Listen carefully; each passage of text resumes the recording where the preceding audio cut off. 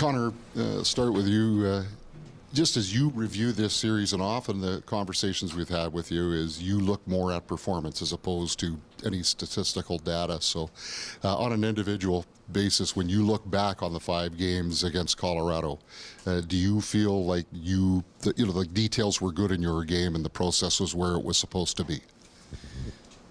Yeah, you're probably not going to believe when I say I was playing the best hockey in my career, but that's truly how I was feeling. And not only was I playing some of my best hockey, but I was in that zone where you're not thinking, you're just playing.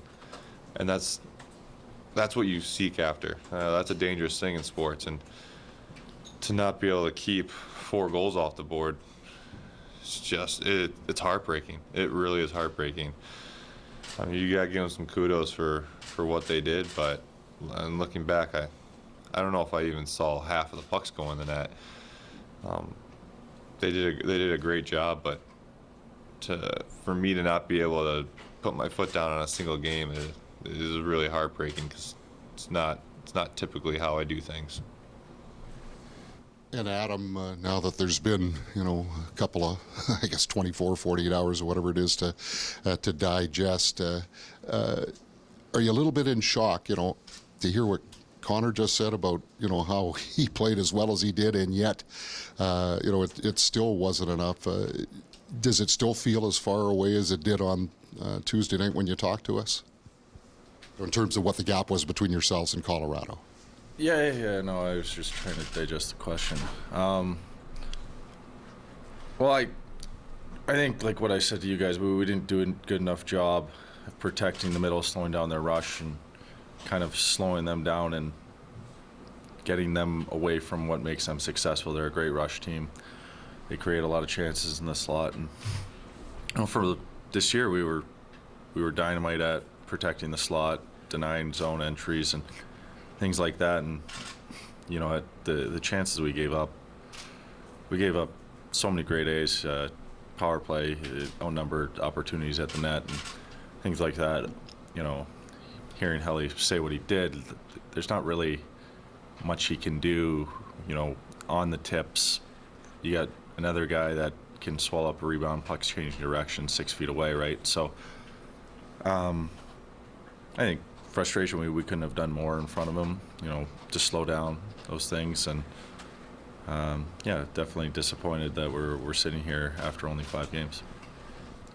Connor, Josh Morrissey talked about needing to learn from what happened in order to move forward and become a team that moves on. I mean, what are some lessons that your group can learn from this series itself? Looking at some of the things that I think could have changed, I think intensity level, but it's not like everyone's not trying. Everyone was giving it their all. But I think there's a different type of 5-man unit intensity level that they brought. That's why they beat us in 5, is they changed their game and they brought it. And they brought it hard.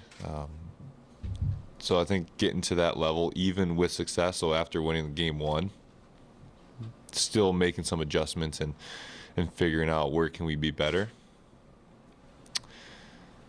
That, and really breaking down what's costing us. And that's not just where we're getting scored on, that's what are we giving up. And breaking that down and fixing it between every single game, I think it's so crucial. Because if a team gets something, they're just going to keep doing it. And in my head, I can think of a couple of their goals that were exactly the same, game in and game out. So I guess we just didn't make the right adjustment, and we didn't jump on those fixes that we needed to make. And quickly for both, World Championship, is it an option for either one of you? No. No comment. Can you explain what those goals were? If you want to look at our PK, it was sifter from the point with screen and tip. Yeah. They had a couple of those. Another one is they would bring a 4-man rush and post up at the corner of the blue line and flip it over to a D-man coming in, just with open space. Those 2 right there accounted for a good portion of the goals, and then tips. But I mean, that's kind of the same as a PK. A lot of point shots that got through. I mean, I know there's going to be people listening that, you kind of alluded to it when in your first comment there about might not believe you or whatever, but there was parts of those games where you were playing tremendously well. Is that what you're saying about some of the best hockey, and it's just a lot of maybe breakdowns in front of you or whatever, like, Yeah. in terms of Yeah, definitely. It's kind of what I'm alluding to, because I feel like a lot of those games I was stealing some goals. That being said, I'm not going to go and tell you I don't want to be better. I absolutely need to be better if we're going to win. I can't be giving up that many goals. But when I'm watching video and looking back at my game and I'm not seeing a goal like, oh, I got to have that, that's usually the easiest way to fix something. It's like, okay, I can have that one. I'm going to stop that next time. But I'm looking at these things and I'm really nitpicking myself now. Like, okay, this is a good goal, but I got to find a way to stop that. And that probably goes to, I might have made that save a couple times already in that game, and then they get one through. So, I mean that's playoffs right there. It's so tight, and if you give a guy open space, they're gonna make the best of it. And we gave him a little too much space. did you feel like you were ready, maybe isn't the right word, but like you weren't fatigued during the series at all? Like, I think you played like 4 or 5 less games this year. Yeah, no, I felt great going into the playoffs. I honestly, I still feel great. My body is still ready to play. Being out right now is so heartbreaking in so many different ways, and you guys can speculate on everything that we go through, but unless you're us and you can feel how disappointed we are in ourselves, it's not really much more to say than that. Just using some of the themes that you were talking about in how do you fix that series, breaking it down, making adjustments, fixing it. What does that process look like behind the scenes? Like, if that didn't happen in this case, what should that look like? So I would disagree a little with Helly in this, saying that we were showing video, we were trying to make some adjustments. I think part of it is on us as players and the accountability of implementing those changes consistently, right? So, I think the pre-scout on Colorado versus coming into the series, they weren't necessarily as hard of a forechecking team as what we saw in that series. I think, they were able to put a lot of pressure on our D, force them to move pucks and transition quicker. And, we made some adjustments. We tried to, push our wingers out. Their D were coming down the wall a lot. I think part of it is we have to now execute those changes. If you don't execute them at that point, you can make all the changes in the world, or it's kind of a futile experience. So, I think mentioning that we weren't making changes, or we had one PK kind of in Game 5, but we changed the forecheck. Like, it wasn't for lack of awareness where things were going wrong. I think part of it was now going out there and performing on the ice. Yeah, I'll clear up. I didn't mean we weren't making changes. What I meant by that was I didn't think we made the right changes and implemented them the right way. And that's not a throw at the coaching staff, or it's on all of us. We might have made the right changes and didn't implement them.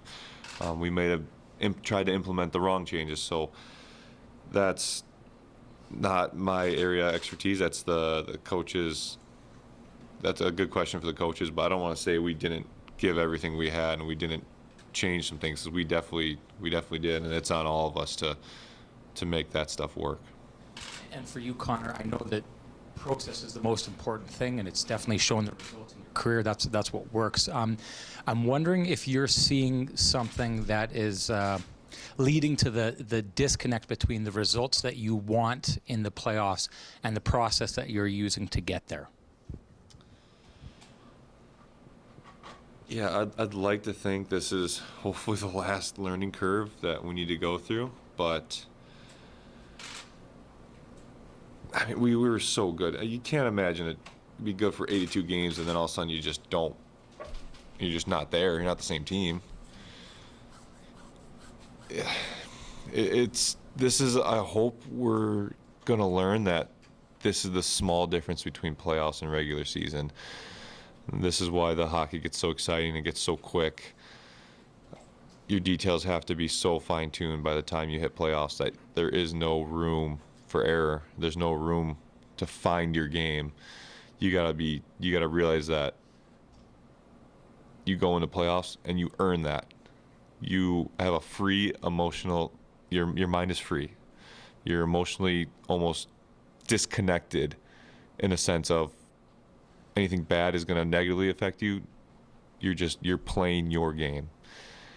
And I'd like to think that, or I'm hoping that this series kind of opened our eyes to the last piece of the puzzle to go on a long run. Connor, your emotions coming through, and I want to go back to the first question, your first response. You talked about sort of normally being able to put your foot on a game and the feeling of wishing that you had been able to. And I'm wondering if we can lean into the feeling there, because we've seen you do that so many times. We also saw how many screens and deflect, like we can see the process that went into it as well, I think. But still, I think in your guts, it sounds like you feel like you wish you could have somehow overcome the difference in that.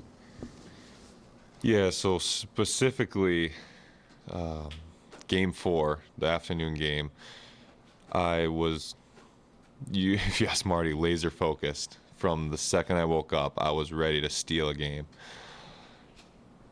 And this kind of was my mindset going into every single game, but especially in Game 4. And when I got pulled, well, to give me more rest, it was like a flood of emotions that I had suppressed all series long, and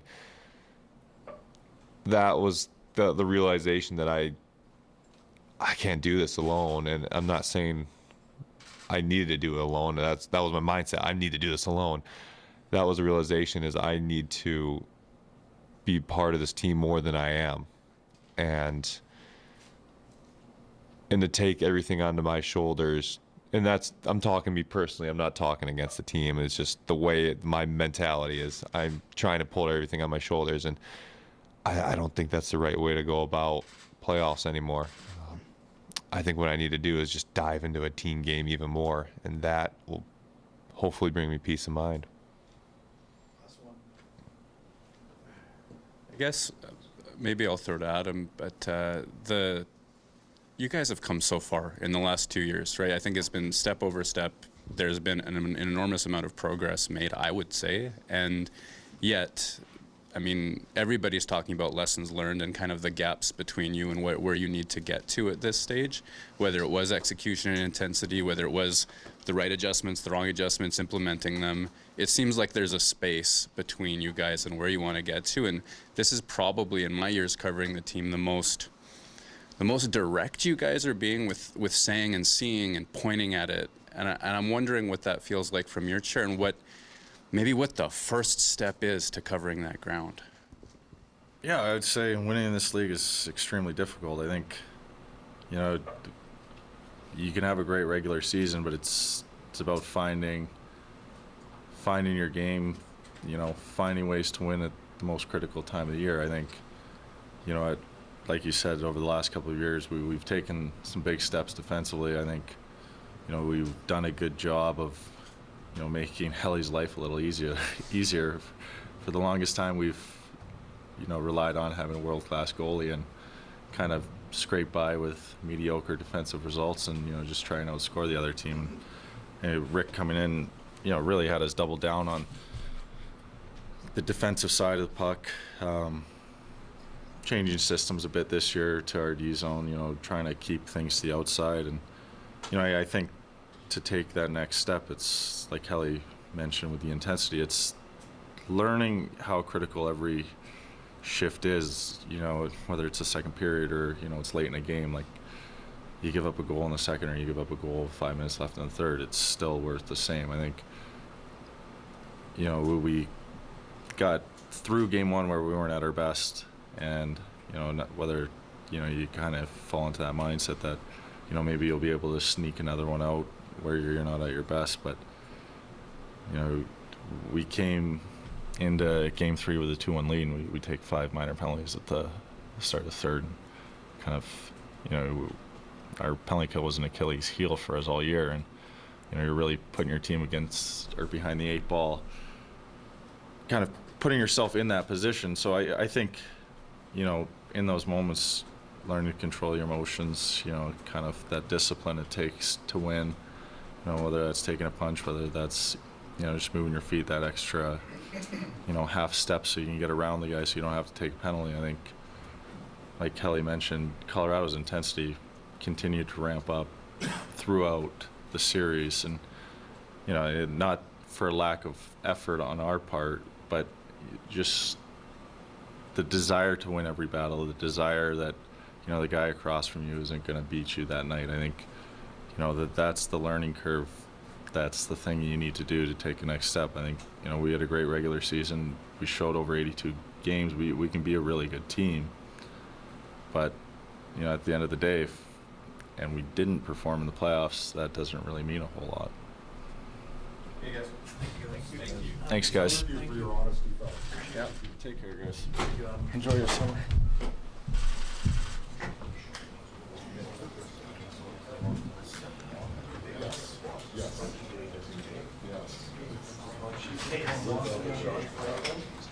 Oh yeah. Is it gonna be like rapid fire players coming here? Well, depending on show up at 9 o'clock, they have to wait for most of I just wondered if we're starting on trench crowd and they're gonna wait. I don't think they were first. So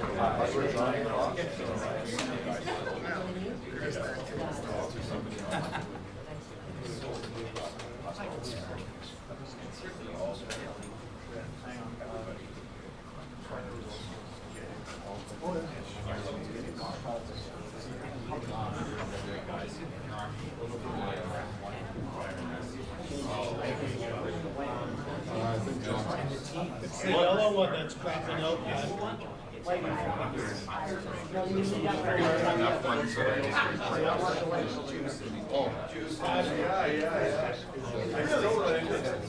they wanted us to do it as one or the other, or you can just go all this back.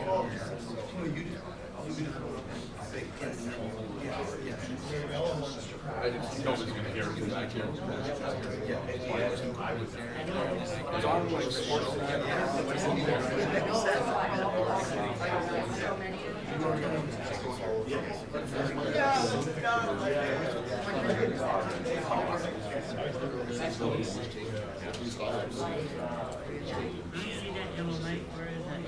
Hellebuyck or something?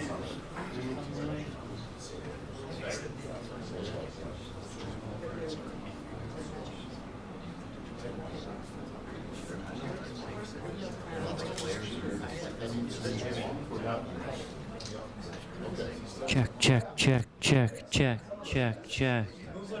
Check, check, check, check, check. Check.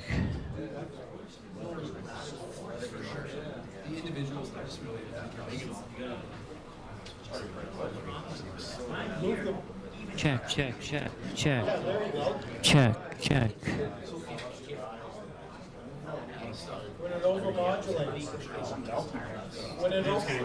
When it overmodulates.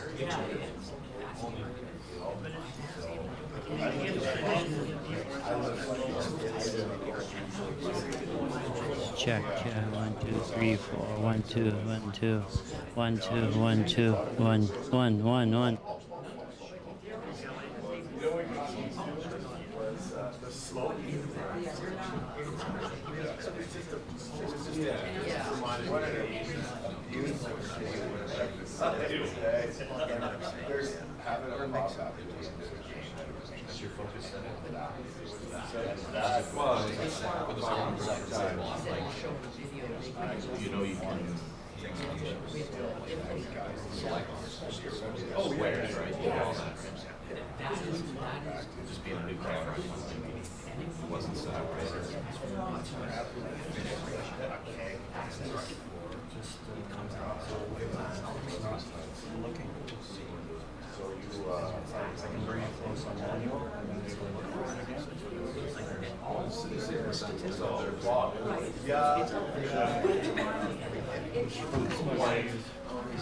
So I've got like shorts around for a little smaller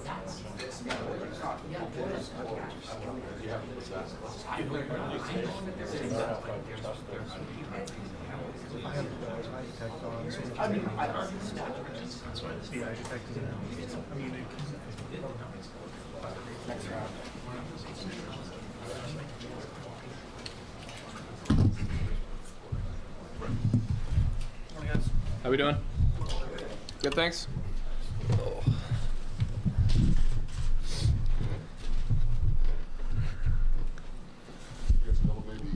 start with you. What's kind of rolling through your mind as the series is over and now you prepare for 24-25? Yeah, just still trying to kind of process everything. Obviously, real fresh.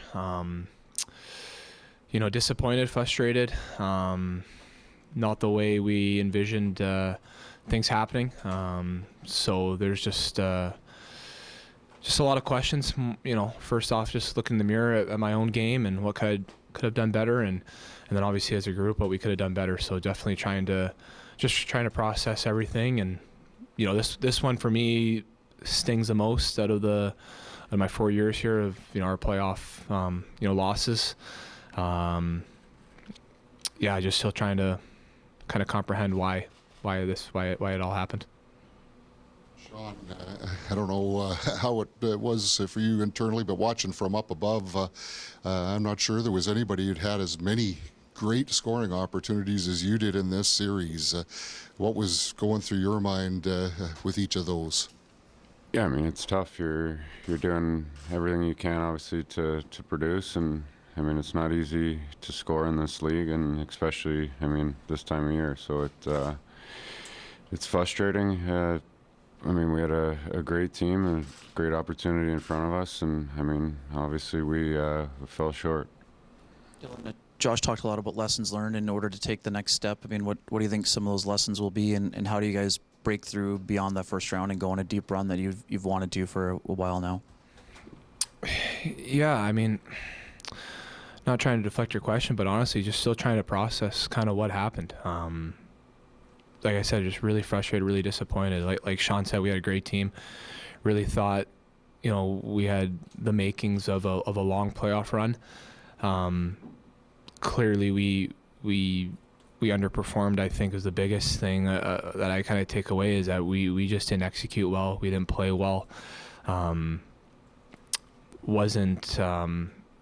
I mean, I think you got to tip your hat to Colorado for playing a very good series. I'm not going to take anything away from that group over there. I thought they had a really strong series. They played really well. Their intensity was really high. They went to the net harder than us. Special teams were better than us. They were on the puck faster. They were just better in all aspects. So, just a lot of questions for sure on why it happened. And like I said, I'm not trying to avoid your question there, Ken. I just think there's just really needs to be some time to kind of evaluate everything. Everything's on the table for sure. Like, we got to improve everything.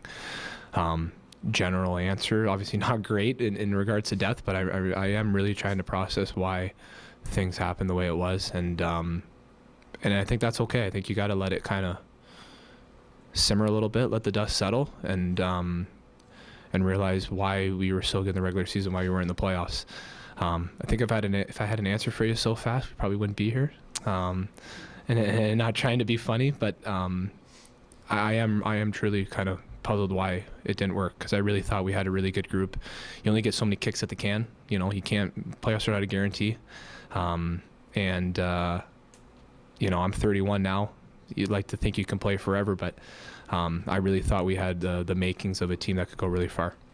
Sean, how would you describe your time here after the trade, and what will the main factors be as you look for your new home, whether it's here or elsewhere, when you become a free agent this summer? Yeah, no, I really enjoyed my time here. It goes by quick. I feel like I was here for a long time, and you look back and it was just a couple months.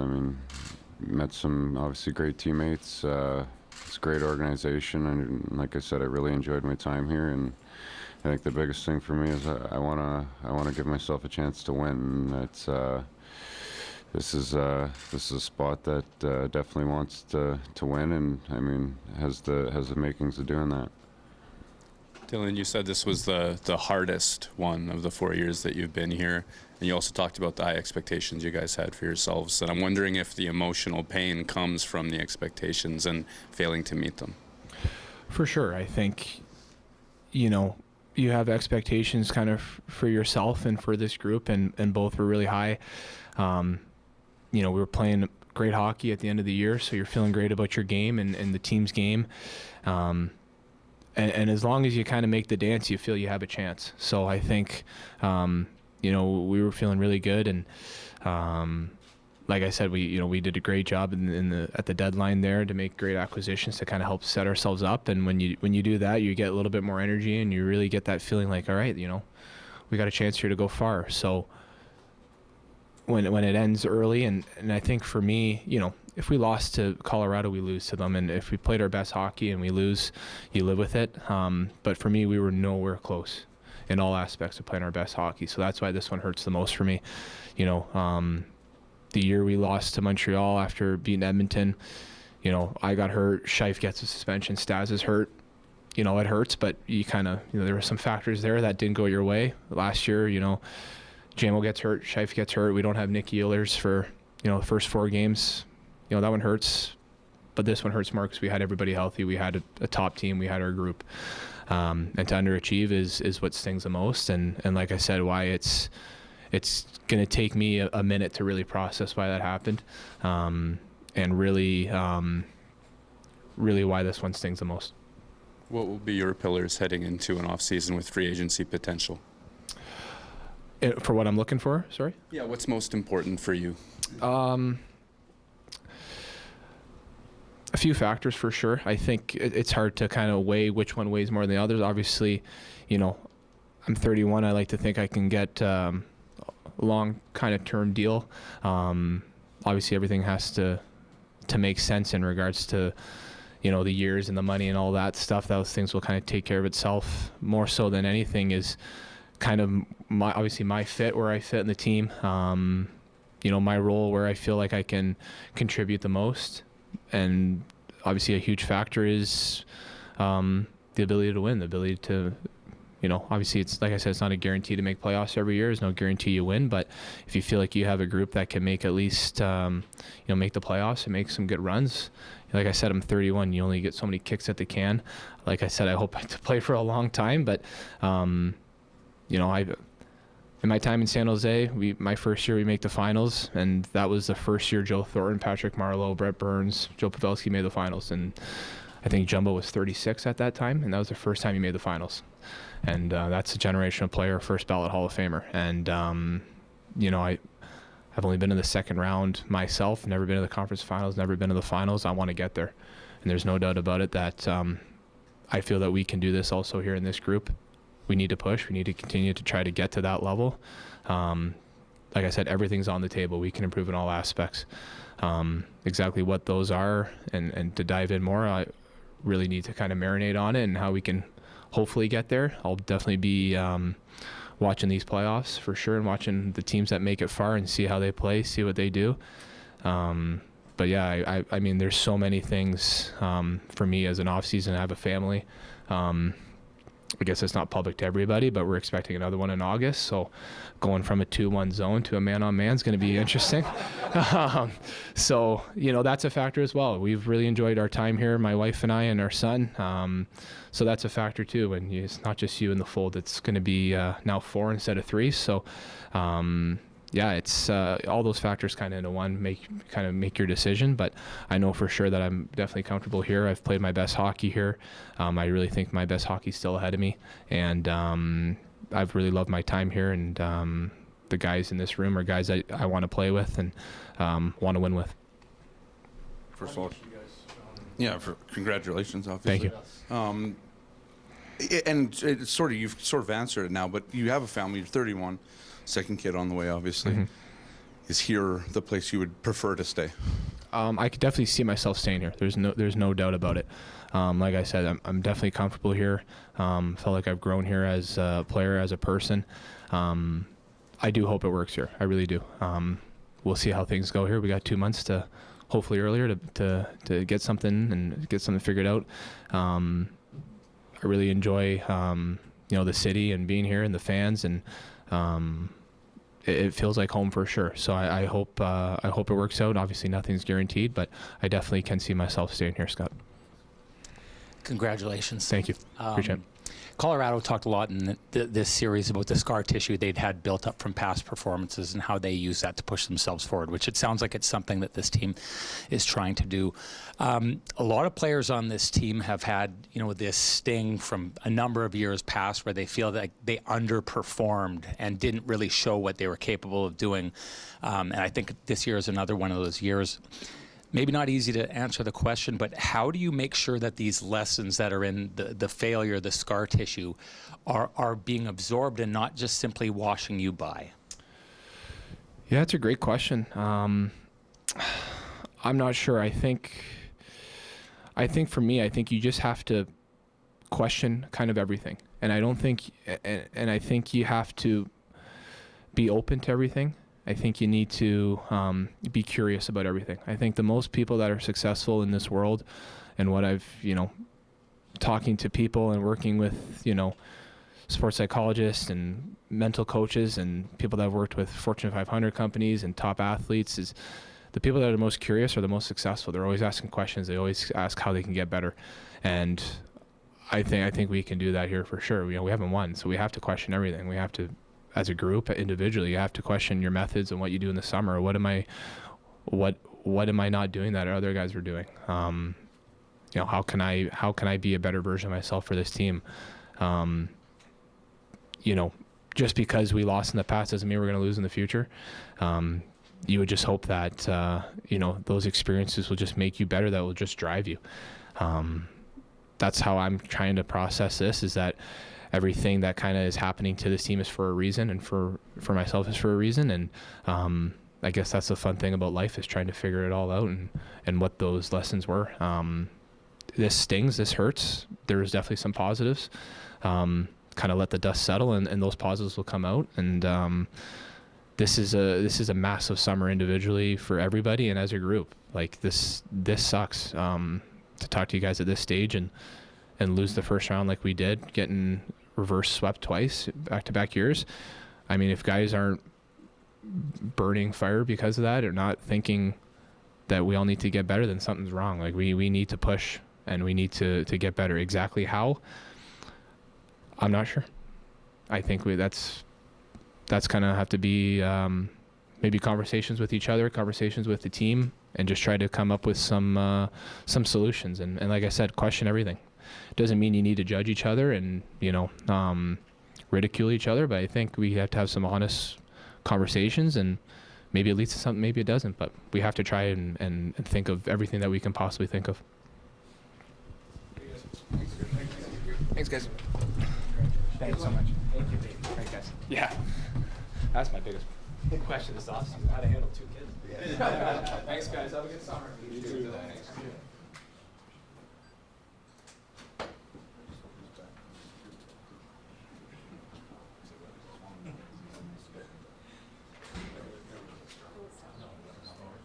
Oh yeah, a lot of forward-thinking thoughts. Forward-thinking thoughts.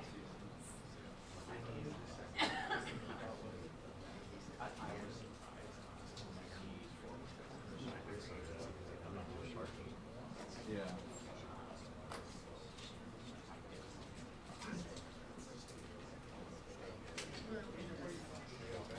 Yeah. Long-term is for 4 years. 5.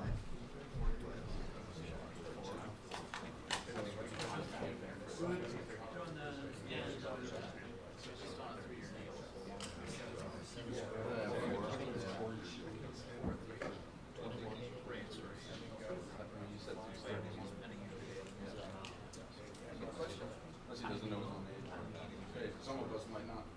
Get it wrong. Oh, he just turned that. Oh, great.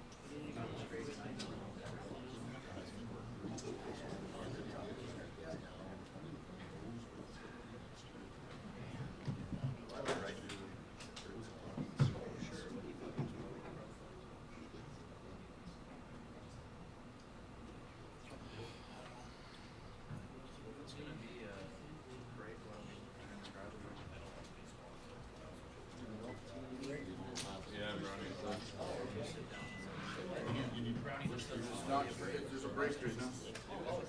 I'll do mine. Not all heroes wear capes. I don't know. I'm sure we are. Why wouldn't we? What? They are injured, but it doesn't matter. They say Oh, never mind. Coming back in. Never mind.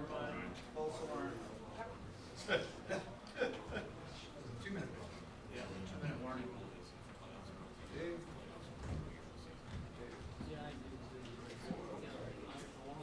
False alarm.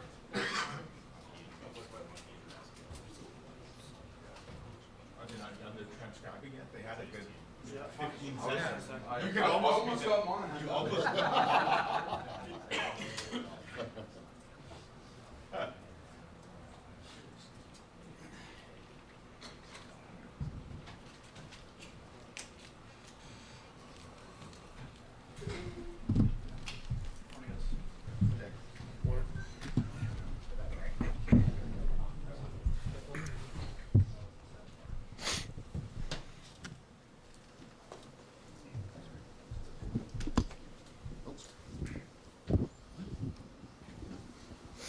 Yes, good morning, fellows. Kyle, start with you. Just in terms of everything that happened in the 48 hours, to think about it and your part in it. What kind of things have been rolling through your mind as you prepared for your exit meeting today? Yeah, I mean, it's still pretty raw. Almost feels like a missed opportunity the way that we were playing. We were rolling pretty good going into the playoffs, and you almost blink and it's over. You can't believe it. I'm sure we'll go over obviously X's and O's, what we need to do differently, but just emotionally, I'm just pretty devastated for sure.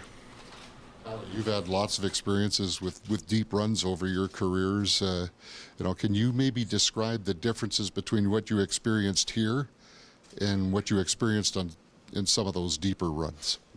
Yeah, no, it's tough. It felt like things were going to go a lot differently, but it's one of those things where it is what it is, and we got to try and move forward and get better from it. It sucks what happened, but you can't dwell on it, and you got to move forward. So I know you won earlier in your career, but how does a team go about bridging the gap and taking the next step when it falls short in other areas? Yeah, it's one of those things you gotta work, and you gotta figure out the little details and the little things, and go from there. But as of right now, it's one of those things where I haven't really thought much about it. I haven't had my meeting with Bones yet or any of that, but it's one of those things where, like Casey said, we were playing so well, and then come playoff time, we couldn't find a way and played against a really good team, and they did a lot of the things better than us. Kyle, a lot of guys have used the missed opportunity. How do you ensure that the next opportunity isn't one that's missed?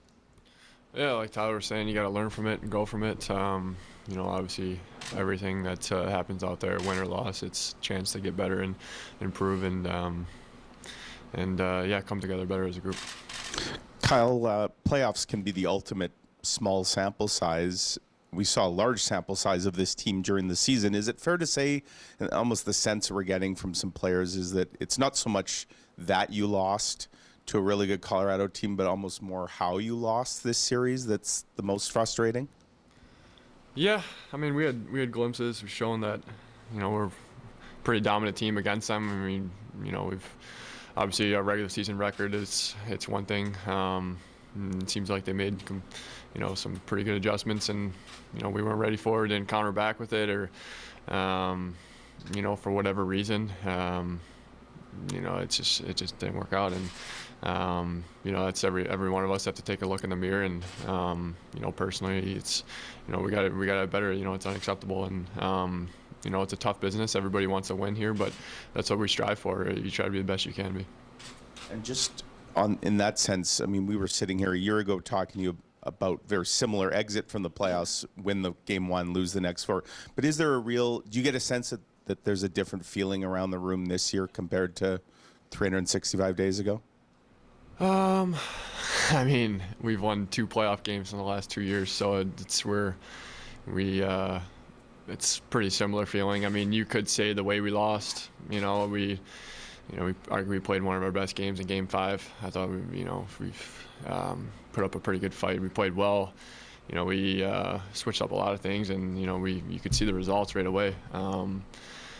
So I mean, you can kind of find a silver lining in that, but at the same time, you know, we look at it's a result-based business here, and like I said, 2 wins. It's, you know, we need better for sure from everybody, myself included. Talking about that, Kyle, sometimes results, you know, or lack thereof can hide progress. I'm wondering, in your time here, have you seen growth in the way that this team approaches the playoffs? Yeah, I mean, every year is so different too. You know, the way your team's built, the way it's coming together.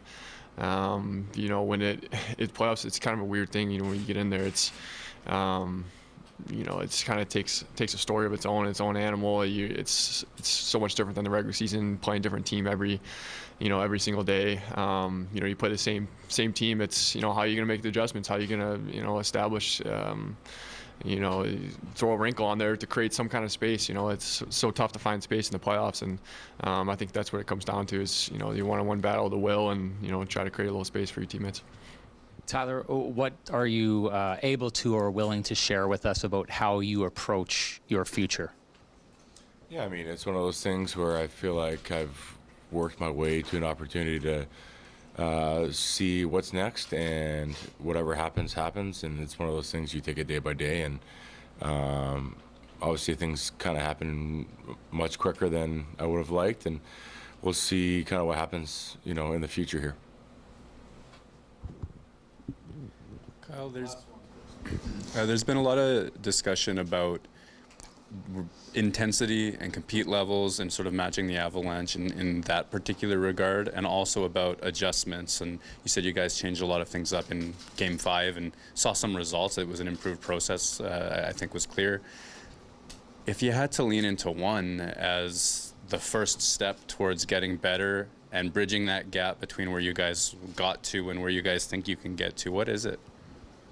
I mean, I can speak from a player standpoint. I don't want to, you know, management or, you know, running of lines, or if I don't know what you're talking about and all that. But from a player standpoint, it's compete. That's what you can control. You know, how you show up to the rink, and how you, you know, all the coaching staff gives us a plan, and you know, we've seen throughout the year the success that it's had. We were a pretty good team at times, and you know, I think bottom line as players, you know, we got to show up and compete. Hey guys. Thanks. Thank you very much.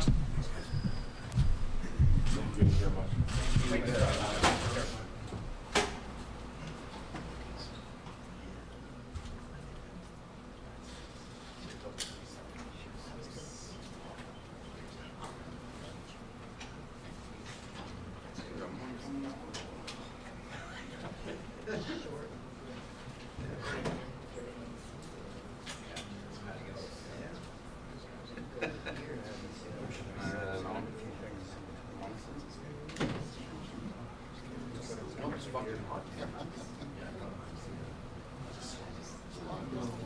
know.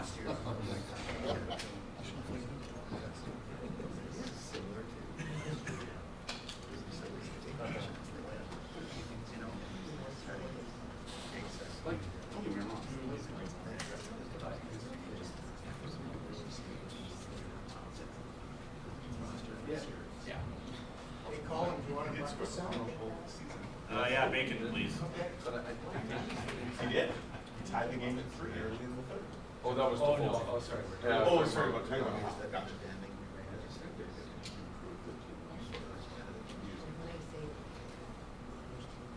Well, I don't know.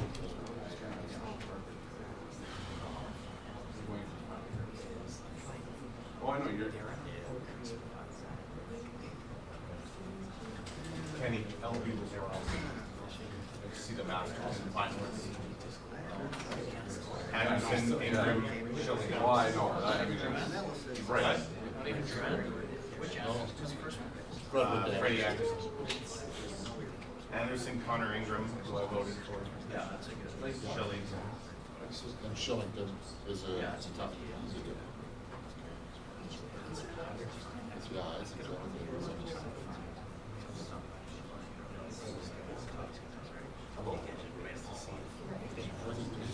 oh.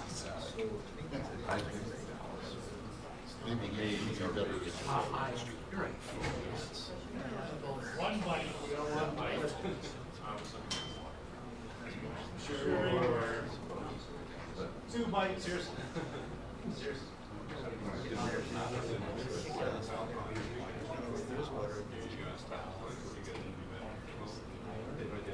It is what it is. He's not. Right or no? He is. I don't know. Right? Yeah. I think he's probably all over. Win. Right. For sure. And then you also just. Yeah. You beat him before you even played. It's the same thing. Yeah.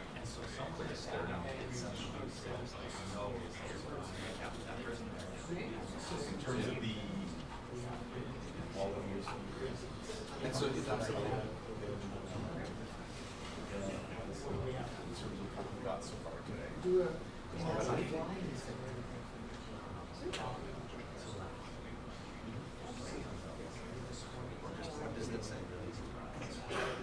I know. Me too.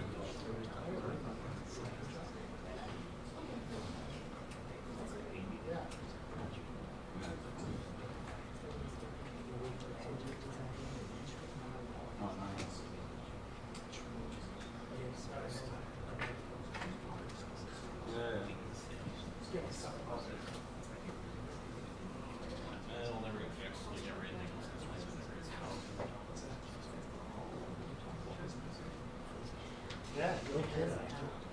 We're gonna get that.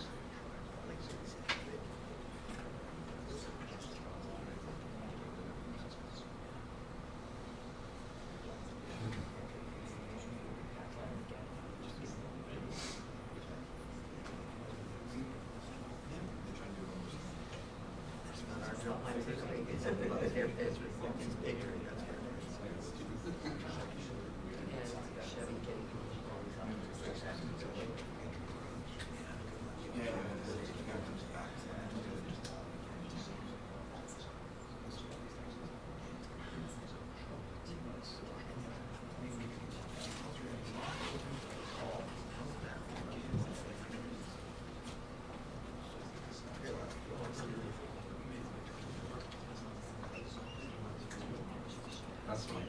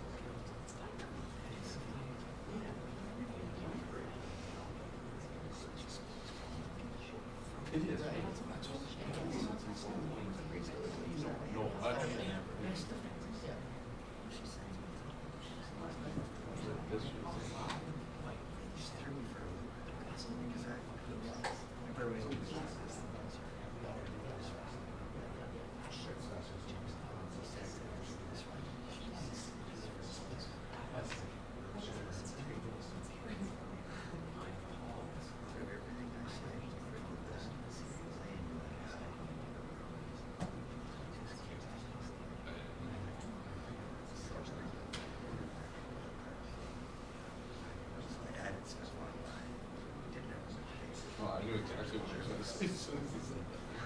Like just getting.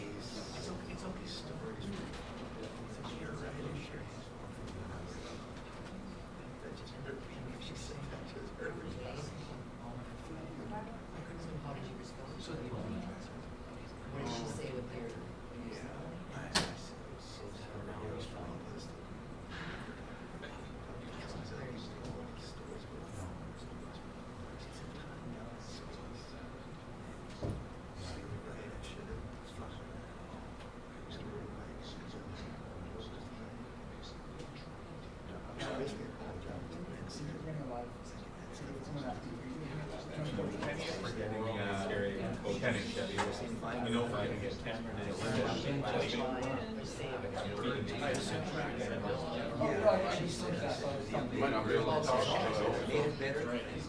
Are we waiting here, or did Brownie say anything? I haven't asked him. I know. At some point, the players got here earlier. The meeting. I hate that. Trainings are taking longer than the players are available.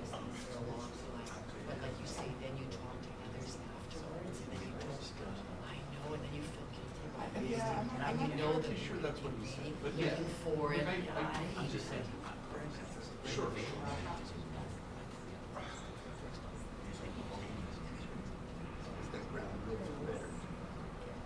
Yeah.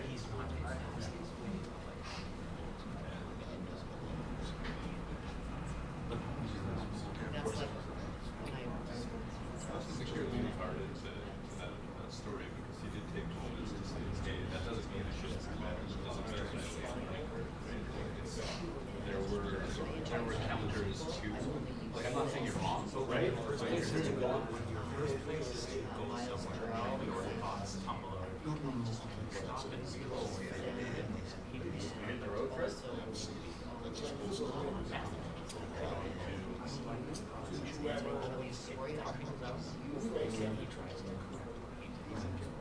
Oh, round 3.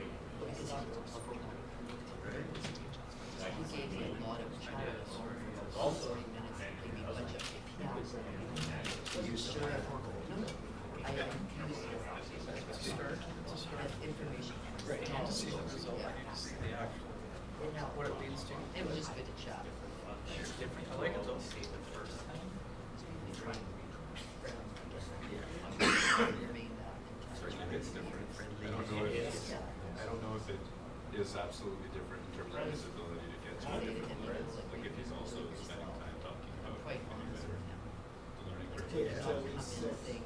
I understand that. You know, I like it. That's what I'm scouting reports with lands or Especially if you're coming into a big that in some apples, like say something. Yeah. But we knew he said Well, yeah. No, I knew exactly what he was going to say. Like the shot, right? That's essentially what he said. How much time passed in your mind between? Not long. You're not going to believe. Well, no, yeah, exactly. If somebody says you're not going to believe it, you're right. I'm not. So I get into that. But then there's points in that book on his issues, and then his points where he was like, the process was somewhat terrible. That Adam Lodge was Adam, yeah. Well, I mean, I wrote about it, but yeah, he can't.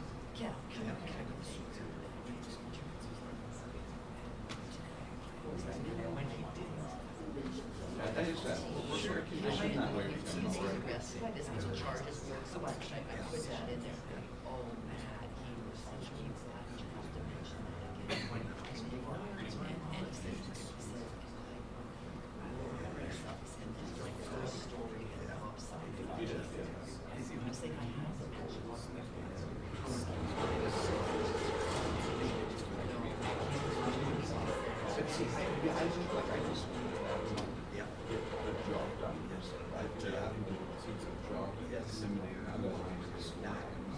It's like in 5 rounds, you get some goals that can read on.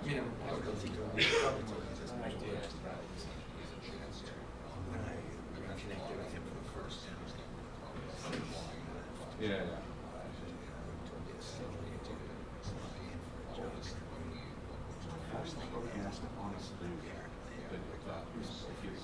Very self-reflective.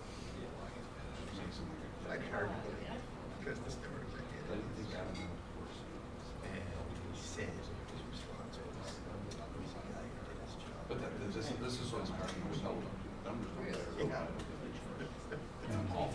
Yeah, I don't think that's happened.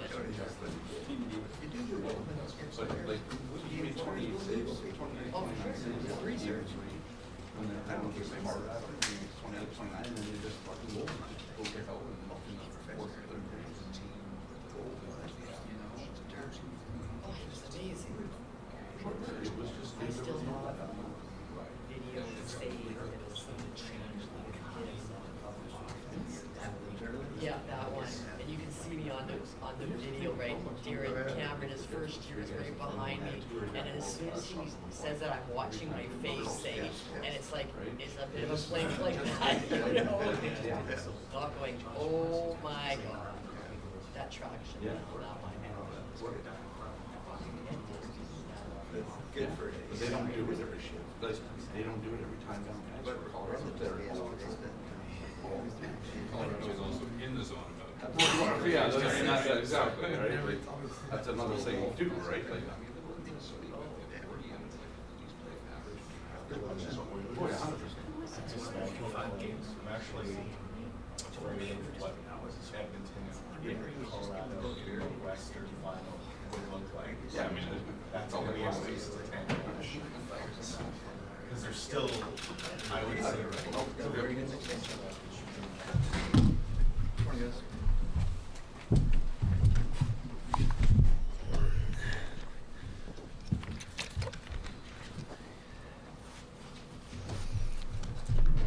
Fellas, Mark, I don't know if it still can fall into the silver linings category, but how different was this for you finally getting a chance to finish a playoff series that you started for the first time since, I think, 2019 against St. Louis?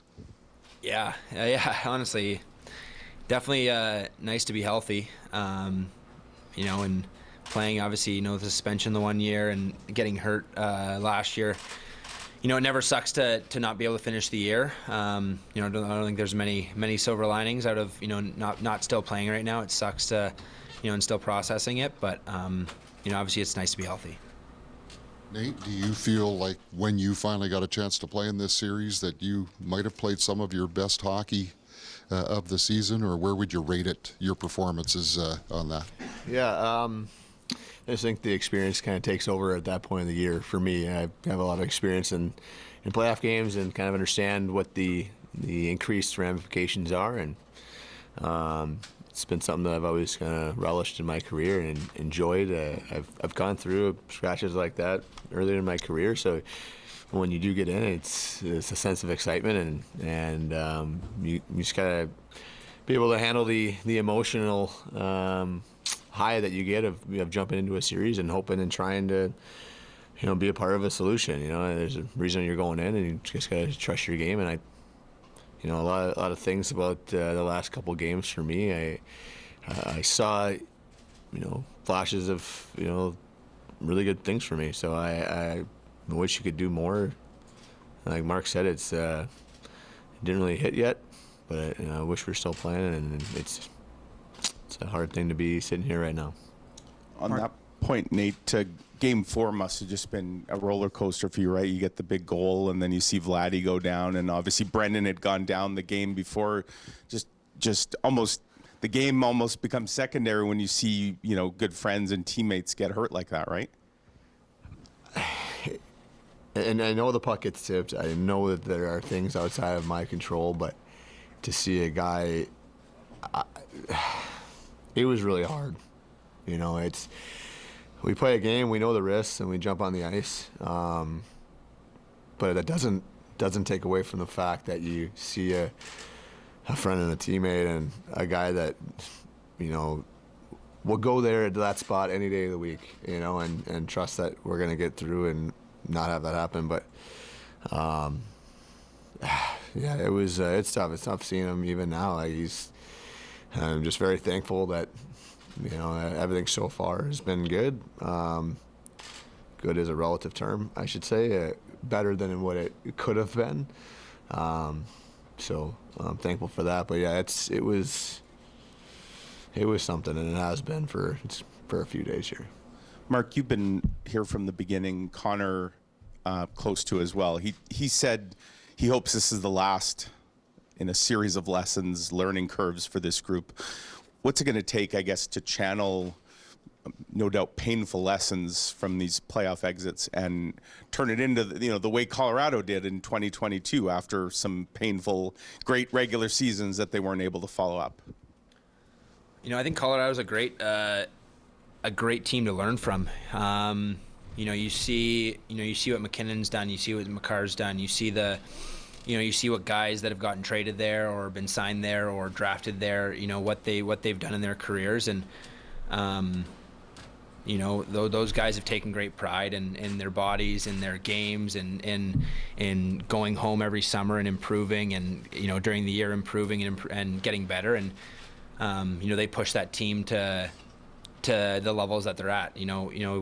We saw firsthand the abilities of that team that those guys first and foremost have, and obviously they're skilled players, but I know them personally, and they go home every summer and they give it their all. They don't leave one stone unturned on improving their games and taking care of their bodies and eating the right things and doing all that, and they put a big emphasis on their team to be at their best every night, and I think that's a great lesson to learn. Those guys are a great lesson to learn from. They've won, they've experienced that. We saw how great they played against us, and I think that is something that I think we all have to look ourselves in the mirror and see what am I doing to improve, what am I doing to get better at the game, what am I doing to try to get 10% better this summer. And that's how we're gonna that's how any team is gonna win in this league, is when it comes from within, and guys get better during the summer and come in good shape and are ready to go and have increased their abilities. And I think I really look at look at those guys and look at that team with a ton of respect, and I know it's not easy to do. It's a full-time job to do that, and I pride myself on doing that as well. And I think that's how this team is going to win, is take a lesson from their book. I How would you describe the strides your group took over the last 2 seasons when it comes to defending? I know it didn't translate into the playoffs, but how big is that as a foundational piece as you try to make sure that a missed opportunity turns into, something further down the road? I think it has to be your cornerstone to your group. It has to be something that you start with. And you can start with great offense. Yeah, sure. We could talk about, Colorado, how good they are, offensively, but it all starts from their end and how quick they can transition, get pucks out of their end. And that's a number one look at a team that, that's moving on. And I think that over the last 2 years, I do truly think that our team has gotten to a point where there's belief in what our system is. There's belief in what the guys were doing in the D zone. That way we didn't have to cheat because we were going to get our offense if we just stuck to our game plan. And I think that I like the maturity of it, of seeing that it works and then doing it. Playoffs, you just got to step into another level. Mark, there's been a lot of conversations about the difference between needing to adjust to what Colorado was doing as well as individual execution and just finding a way to match their compete and their intensity. If there's a step one, like in the difference between where you guys got to, great season, a lot of progress, and that mountain that you really still need to climb, what is that step one? Yeah, it's tough to answer right now. It's still very fresh, and it sucks to just not be playing. That's the hardest thing. But I think, step one is have every guy have a plan for their summer. What they need to work on, what they need to improve on, what they what they did well, what they didn't do well, and this game is all about improving. It's all about getting better each and every day, and I think that's probably step one. Nate, one of the things that felt like Colorado was really good at was, I want to say, like being inevitable. There was like a consistency to their game. When you guys got something going, they were always finding answers for that. You've been on some very deep runs in your career. What is the difference between doing it most of the time and doing it all of the time? I mean, it really comes down to, in my opinion, confidence in yourself and in your team game. If you're confident in what you can do, you're confident in what your teammates can do, then you don't have to worry about what the next line is going to do. If you have to do too much the following shift to try and make up for what had happened, I think that's one thing they do really well. If we had a great shift, it wasn't usually followed up by 2, 3, 4. It was usually 1, 2, and then slow it down when we get in our end. It's just that belief and that confidence in your other lines, your other D pairs to go out there and kind of slow the momentum down and grab it back. That's what the playoffs are all about. Not extending times where you're down and trying to limit theirs when they're up, right? And I think that's a big part of playing at this time of year. That's it's not the same as regular season. You can come and roll over somebody on any given night because you only play them once, but as the series goes on, it gets harder and harder, and they did it for longer than we did. Mark, I'm sure when you guys do break down what happened in this series, the X's and O's will be different than what it was last year. I'm wondering, outside of everyone going home, feeling the sting and getting better from this, if for you there's an overarching theme that you see of what this organization needs to do to get to be more of a capable playoff team. Yeah, I think it's too tough to answer, especially right now. Teams change every year, and I don't know if there's a theme or anything, but like I said before, I think you look at Colorado, you look at what they've done, winning. You see what they're doing this year. That's what this game is all about. It's all about improving. You need guys to get better, and there's going to be new players, and there's going to be the same players. There's going to be changes in every organization, but it's what every guy does individually to come back and be better for this group. I think that's what it always comes down to is improving. You have to go home and look yourself in the mirror and what do you do well, what don't you do well, and that's the I think that's the way that we're going to get out of this is from within. Okay, guys. Thank you.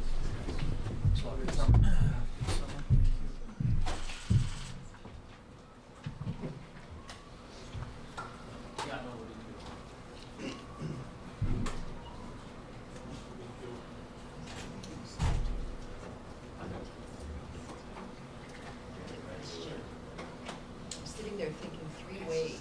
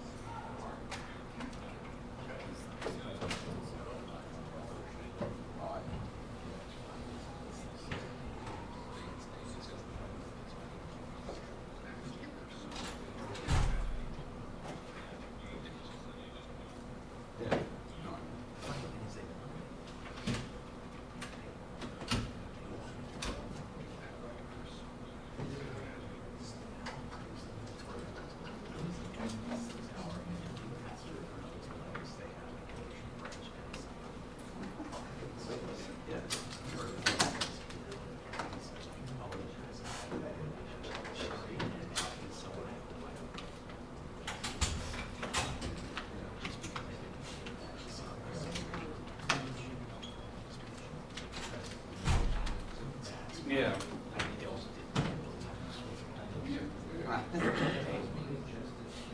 Yeah, so the red flag was there when he said, though. And honestly, it's hard for me to just. Oh, no, but he, his point was they were always. Yeah, yeah. Okay.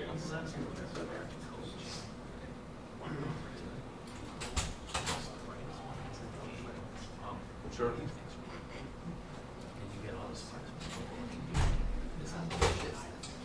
Yeah, yeah. Yeah, it's like free intel. It's a free intel. All the people who've been spying on it, Yeah. they'll come and tell you his book. Yeah. Which I think they actually sort of like took apart when they went with Rick, right? Because they got a guy defensive minded, whatever, but. If you look at all the guys that they were able to get right, the one reason I lost Big trucks, right?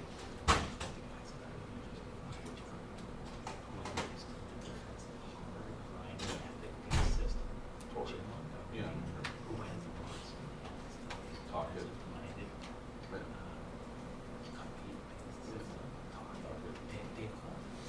So the Jets had a good understanding of what they needed to do. This is going to be Right, so Chevy gets the, or but who's gonna get it? Right, like how to fix it, how to get this, so problems. Well, that's just It's almost like he took the advice. He's like, what's this? Right, he took the advice, but now who's gonna get him, you know, get them to the next idea that gets them over the hump, that, they built a good regular season. right. Or they But they don't have a, but they haven't built a plan. Hmm? Well, that's good, yeah. I mean, I saw the biggest hit from Mark Sheffield in his career, other than Jake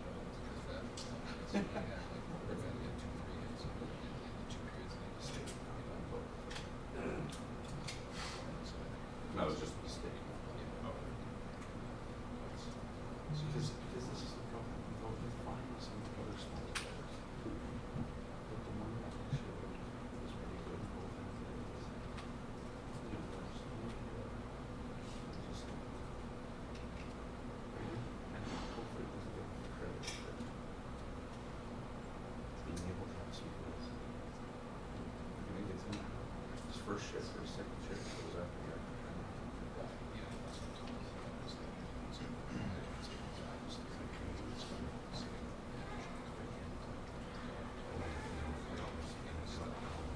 I hope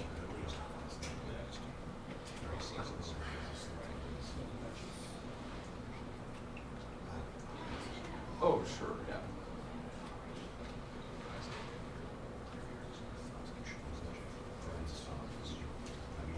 Oh, ready. You want to grab me one for this? Yep. Now you. Did they bring water? Apparently, Freddie probably took them all though. It was all for you, Freddie? A couple less. Huh? Hey, there's a loop hole, there's a. Yep.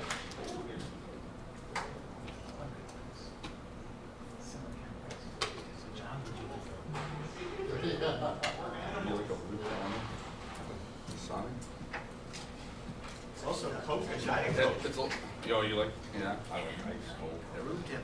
She like can't keep up. She's putting more in. She's like, I love so many. Someone put her hand. Just to get a rabies shot now. Yes. She'll need more than that. Freddie fit her too. I'm down the line. What's that? We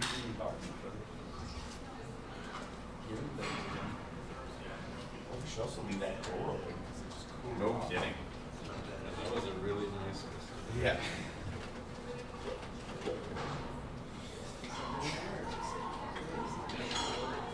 I like to think the weight of it actually. Especially when it gets lower than.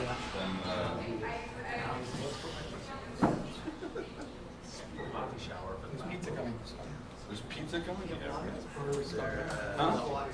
Oh, really? Eh? A few minutes before the next Barry said if anyone needs some. What's the pizza sponsor again? Pizza. Pizza. I don't know, maybe. What? Many jet dogs. Many jet dogs. Slaughter. Yeah. 2 o'clock in the morning. This is pretty good. I'm not gonna have many jet dogs. Yeah. Yeah, a lot of I have the game production gonna get from Manitoba Park. They used to have they have like 2 big things. Or do you think it'll be taco bar again? That'll be on July 1st. That'll be July 1st, good. Pretty. Cleanup day is over.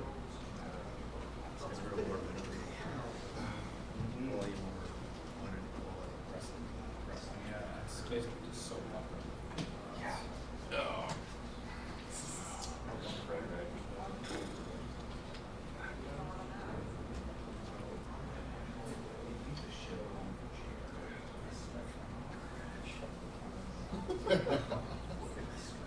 You not sleep last night? No.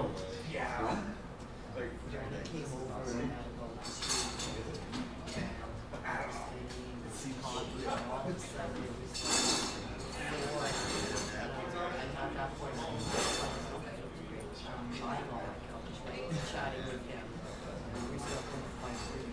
Still there.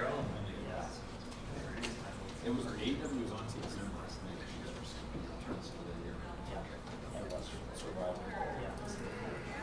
One piece. What do you think? With all this crap in, that's it. Scott, what do you think? Healers? Dylan. Marty, Dylan. And Nemesco Crowd, if you can talk. Nino. Like, fuck, I mean, yeah, if we need all those guys. Did you say LB? LB, yeah. So much. Appleton. I don't know. Might be another 10 players. I don't know.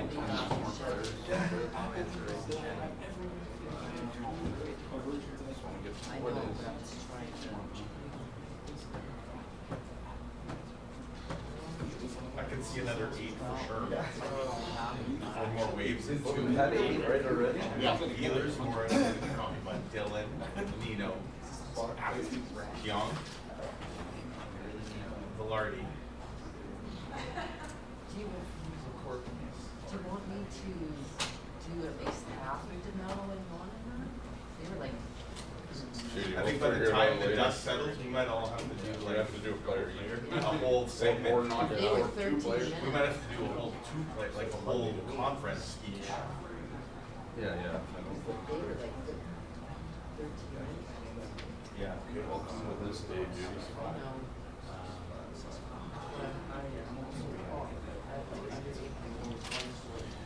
Lucky you. Lucky you, Judy. that actually is her.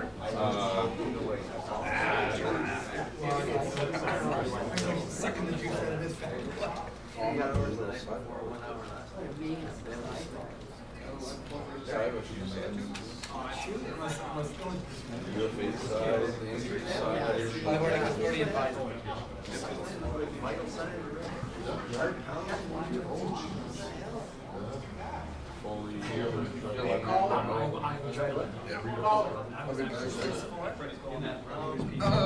LB.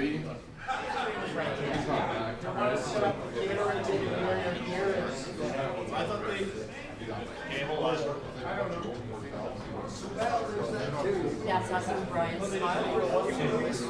No, why are you not using that? But yeah. It adds up so fast. Oh, I thought it was so funny. I saw the thing. I couldn't remember what he was. Yeah, it's random. Oh, no. Yeah, player back. I don't think it's not. It's said the goalie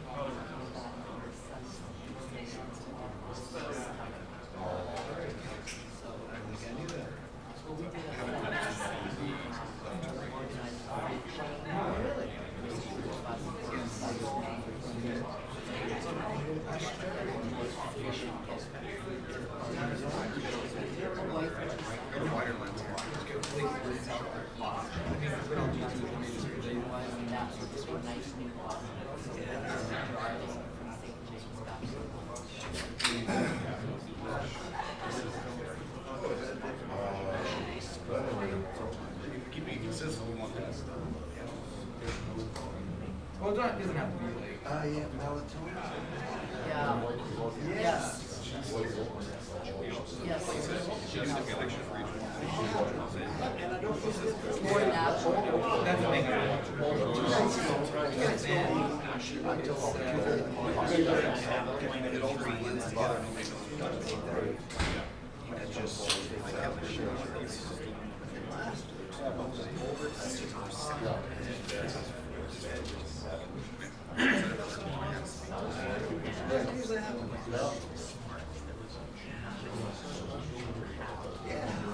It feels like, well, you know, when you're that sleep, that everything aches. That's how I feel like you're coming down to sleep. But that's when you're susceptible. That's what's happened to me now. When you're susceptible. Yes. My head is.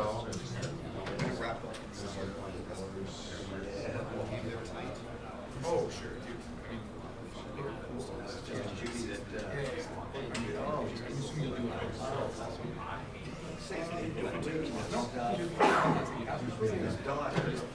It could be just a cool It's a great story. I hear from her late at night saying, tough resurrection, that's all you need. Laying, sorry. So that threw me for a loop. Yeah.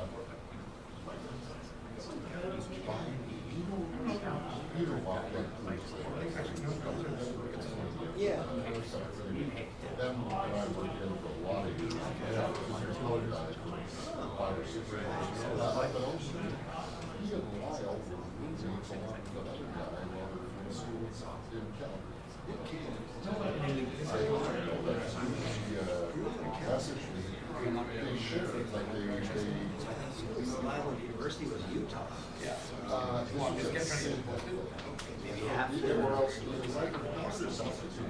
actors playing days there. No, this was before. They were all young. So they were young, okay. Anyway, he messaged me. We're pretty vulnerable today because that other fellow, you didn't mention the guy, I think, but the other fellow that was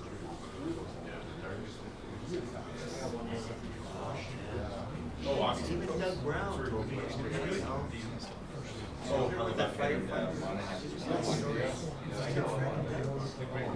Oh, yeah. His wife. Yeah. And then, right. Dave Rich. Dylan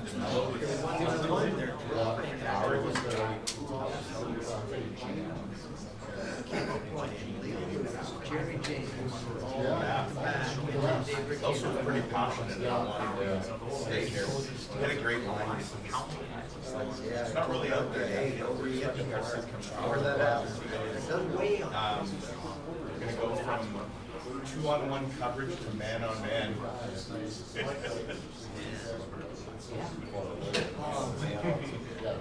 Should have said Man and woman.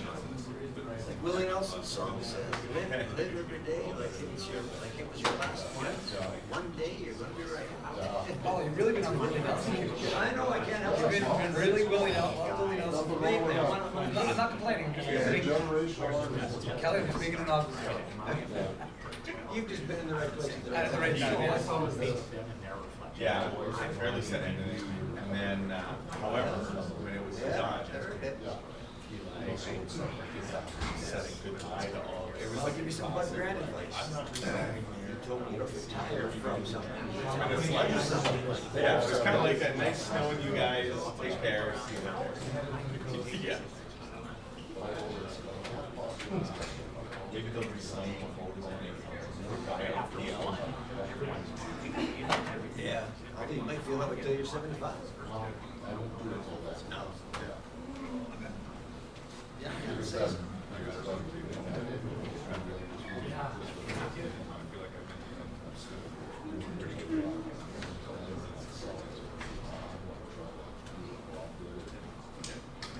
Oh.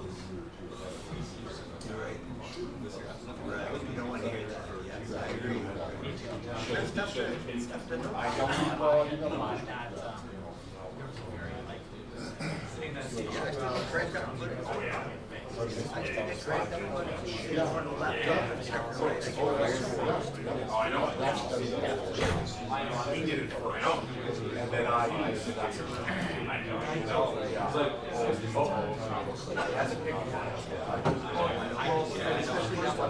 On my way in.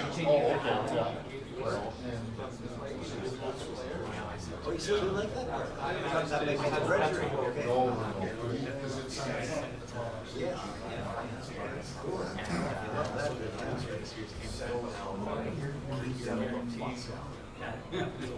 I love that. I got the Red Bull. You need a Red Bull. You were right. Fake sugars worse for you. Yeah, but 80 milligrams caffeine a week. But Paul, he's only killing his liver. It's not anything else. Too old to drink that stuff. Maybe interactions with professional. Well, as soon as you start, he doesn't come in. Oh, yeah. It was big goal. He did say there'd be a break. He did say Yeah. Well, that was like 10 minutes ago. Yeah, he said there'd be a Well, no, I didn't wait there. There was a Presumably, Judy. Judy, always be ready to work.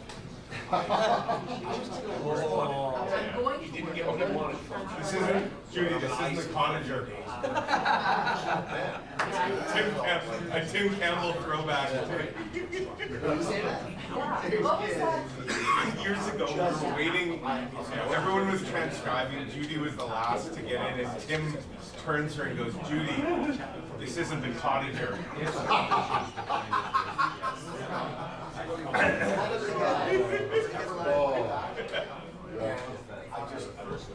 could just pour that dry delivery. Retirement? We only see them twice a year. NHL, well, he was with NHL. Yeah, we were last year. Yeah. 2 years.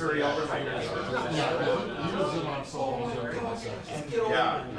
Everybody. What? I don't know if he moved back. Yeah, I know. Oh, yeah. Where is it, Will? Yeah. I'm sure he's golfing a lot. Oh, yeah. He said, I was just gonna say, Hey, Penny, the playoffs are over. You can shave that mane. No, yeah. it's just going. They did it from. Let's start on next year. A higher floor, a higher. I think better be on the floor by the time. Yeah, they didn't take Oh.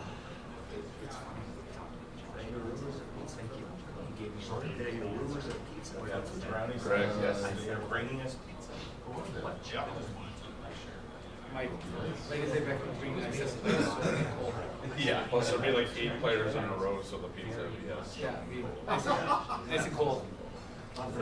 Yeah. And each player that comes in here is going to grab a slice or two. That's right, yeah. Food and now you butchered it. In fact, the last couple of years, Last couple. No, the players will be here, Paul. Oh. At the same time, we'll coincide. If a couple players come up here eating pizza, we should start to get suspicious. Yeah. Each player comes in with a pizza. Yeah. So that's an important context, and you shouldn't act like it was scary to go along with it. It was not, and they had it. Because well, on the other part, I really thought. So it's funny because I only use, oh yeah, I only use set ever in a straight use, I always set catches. It's more of a easy, set is more of an easy conversational, I would use sets. Don't entertain. No, one of the others, for sure.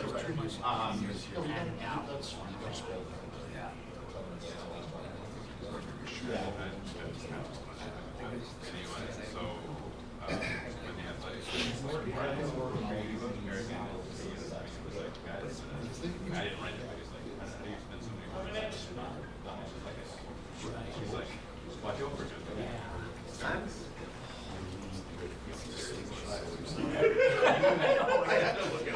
I really did. I had to look it up. I'll tell you.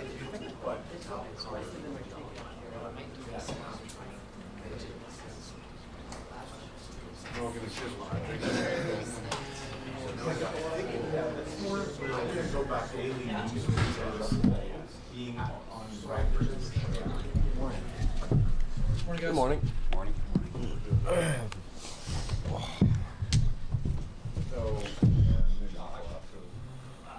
Josh, was ruminating on your comments from the other day. And Wayne Gretzky always talks about after they lost in the Cup final to the Islanders, walked past their room, and there was a real lesson in there that they learned from the Islanders on how to get to the next stage. I'm wondering for you if there's anything you've seen in Vegas last year, Colorado this year. Is there anything that you can see about those teams that are able to take it to the next level that you could implement or that your team is capable of implementing?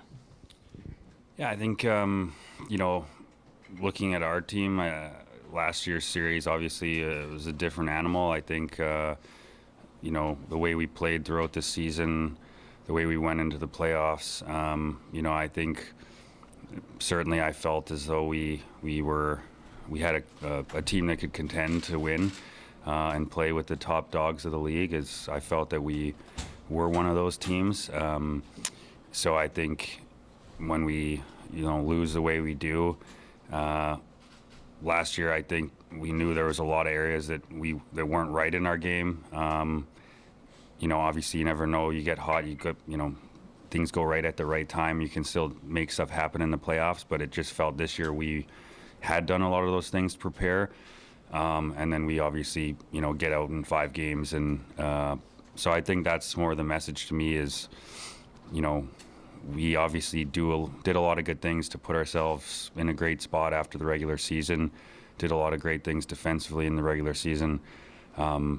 And so there's another level for us to find in postseason hockey for sure. And I think when I look at the way they played, they raised their intensity, their execution, compete level, their speed. Everything was up a notch or two. And, again, I think that's a team that has obviously won and understands what it takes. So I think for our group, it's realizing that we have a lot of sort of the structure, let's say, through the regular season to build a really quality hockey team, and there's intangibles that we need to figure out and find to be an elite playoff team because it's two different things. Josh, Connor was saying in Game 4 after he was pulled following the second period that a flood of emotions that he'd been suppressing through the series came out, and that one of the things that came to mind was he said that he needs to stop trying to take everything on his own shoulders, that he needs to dive more into what he described as the team game. Not talking about tactics, but you as teammates, it's how do you help him try to break out of that mentality so he doesn't try to be too much of that guy, and that you spread the responsibility around? Well, I think I interpret it as, he's obviously had a heavy workload with our team for a long time, and in years past, probably more so, he's been shelled a lot of nights, and he has needed to be, the reason we win a lot of games. And he's going to be. That's the type of goalie he is. We're going to win a lot of games with him in the net just based on how good he is. But I think it's not just him, it's everyone. You get to the playoffs, guys in our locker room want to win. You want to bring your best game in the playoffs, and I think even more so it's just about doing your job and understanding the kind of culmination of all the parts doing their collective jobs is stronger than any one individual, trying to do too much or putting too much pressure on themselves. And, I think teams find a sense of calm in that. And I think when I was, in this series and looking across the ice, and it felt similar against Vegas last year, those teams had a sense of calm about them in different situations throughout the series. Like they felt that their team game and their structure and their individual jobs were all that they needed to do to be successful. And so I think, again, that's just how I interpret it, that, we all just need to, even in the high pressure moments when the lights get brighter, continue to be that much more confident in our game, raise our individual levels, but do our individual jobs, and know that that's the cog in the wheel that you need to, that's all you need to do as an individual. Nick, one of the themes I think has been a lot of what Josh was talking about, sort of the difference between the level you guys got to and the Colorados and the Vegases and that consistency. What do you see as step one to take a group of really good regular season team and take it to that level of consistency and competitiveness?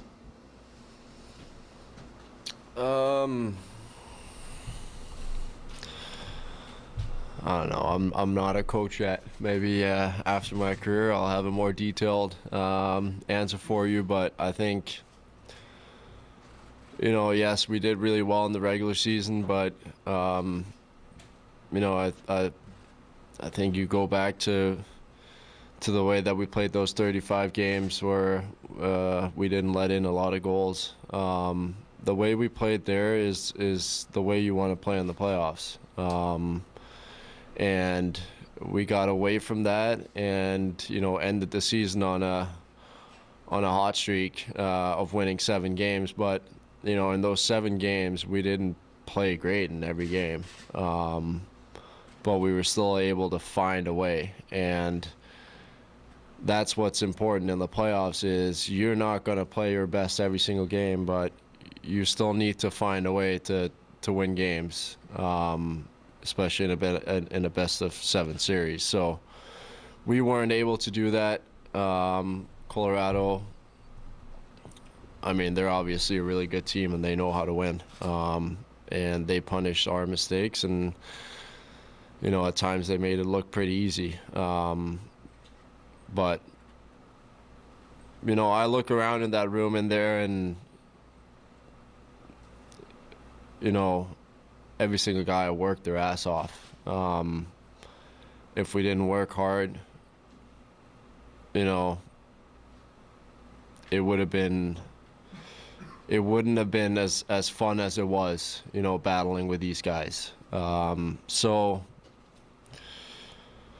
there's always things to improve on. We need to find a way to win games, and when they really matter in the playoffs. And we weren't able to do that enough.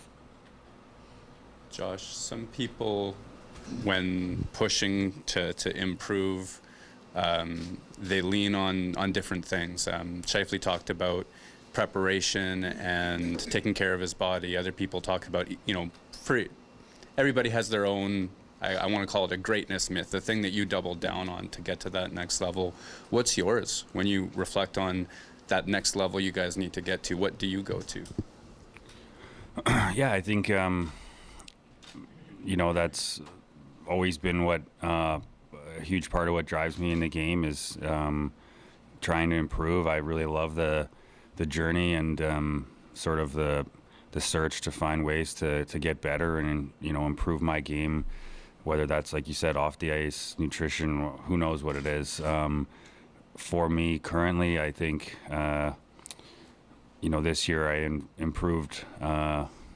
You know, last year all the talk was about my offensive improvement, I think, and this year, you know, I was able to improve my defensive side while still keeping that, and a large part of that is obviously our team structure and relying on that. But I think for me, it's just, you know, I look across the ice at, you know, their top players, and obviously, you know, Nathan McKinnon, you know, maybe the Hart Trophy winner this year, Cale Makar, obviously Norris winner, perennial Norris finalist.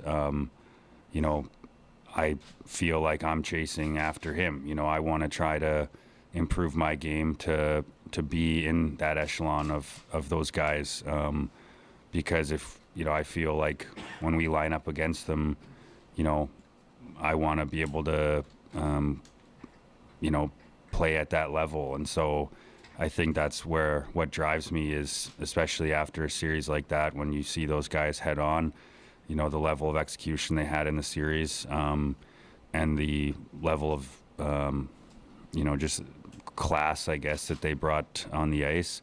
You know, they push it forward. I want to try to close the gap. So that's kind of what motivates me going into the summer, was seeing that level of play right in front of your eyes, I guess, and trying to go after that, to push yourself to be better as well. Nikolai, time moves fast. It seems like it was just yesterday you signed your lengthy extension with the Jets. There's only one more year left after this on your contract. How much have you turned your mind to maybe the business side of things? Is that something you expect you're going to have a discussion with Chevy either today or in the near term about? It is not something I've thought about for even 1 minute, to be honest. Like you said yourself, I've been here for a long time now.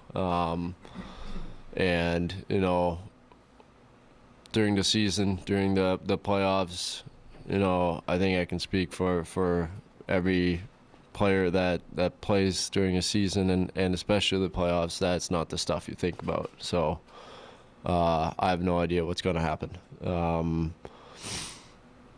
But I haven't had my exit meeting with Chevy yet, and yeah. Getting, you know, into the records, we can, you know, go through the statistics and that sort of thing. This for maybe both of you to weigh in on. You know, we've heard a lot about, you know, some of the physical approaches and that sort of thing. What about the mental approach? Because, you know, there was a lot of discussion about handling the ups and downs of a series, and gaining that playoff experience to do so.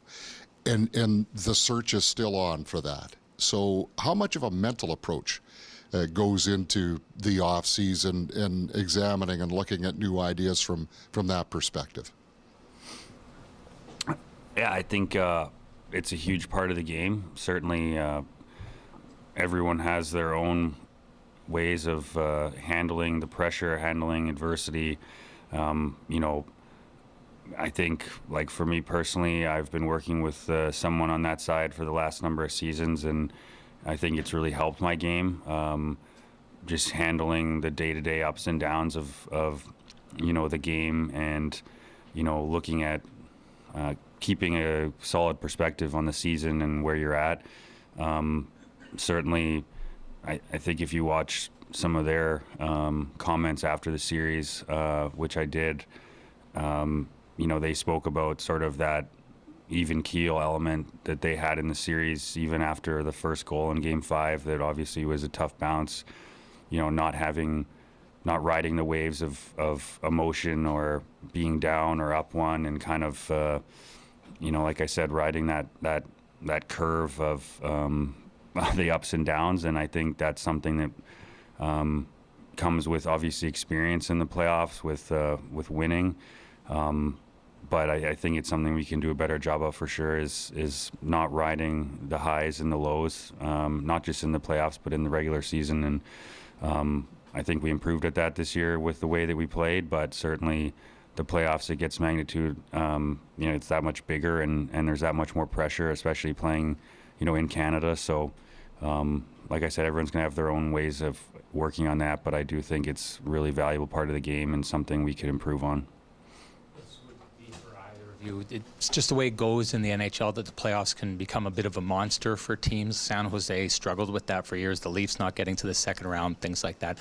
Seems it's a theme with this team that you want to take the, the sting, as you called it, Josh, of what's happened in the playoffs and use it to get better. But what's the key to doing that, to focusing on the playoff failures and using them the right way without the playoffs themselves and the lack of success becoming a bit of a block or an impediment in your mind? I didn't get that question. My bad.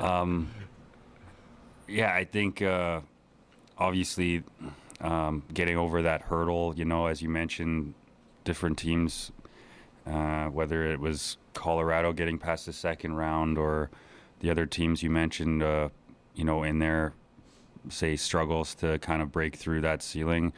I think because we haven't done it, I don't have the answer for you as to how we break through that ceiling. But clearly, I think if you ask the teams that did, they look at probably their failures, or, for us, why haven't we been able to put, playoff success together the last number of years? And going back prior to that, when we do lose a game or two in the playoffs, how are we not able to get out of that sort of streak and, turn one loss or keep one loss at one loss and instead of turning into 2, 3, or 4 in a row? I think we need to look at, all aspects of it, whether it's our preparation throughout the season, the mental side of the game. As I mentioned the other night, I think the execution, how we can all be better as individual players on the ice, and that would be how I think that we handle it right now. But totally analyzing is there a trend in that length of time that maybe points to a real evident area that we need to improve on. Josh, so much talk about the international calendar. I mean, will that impact your decision about World Championships at all, or? I'm not going to be playing this year in the World Champs, but I certainly have big aspirations to be a part of that team in the next few years, and obviously it's a hard one to make. There's so many great players, and I've always really enjoyed representing Canada. I hope I have the chance to do that in the next few years, and it's another part of motivation for me to continue to improve my game in all areas, to help the Winnipeg Jets, and also, try to put myself in a spot to be on those teams, which would be a huge part of my ultimate goal. And Nikolai, I know you said you don't know what the future will bring, but do you still want to be part of the solution with this team moving forward? I mean, like I said, I have 1 year left. There has been no talk with Chevy so far, and I'm still gonna definitely have to talk to him with my agent as well. So it's not an answer I can give you right now. I love these guys. They know that. So I don't have an answer for anyone right now. Okay, guys. Thank you. World, Nick? No. I still have my preseason neck thing that I'm battling, and gotta take care of that. So I've already talked to them and said that I wanted to go, but I need to take care of this thing before it gets worse again. So, Surgery? I literally have no idea. I don't think so, but I'm gonna see somebody once I get home. So that's it. Thank you very much. Appreciate it. Thank you. Food's out here, you guys want to eat?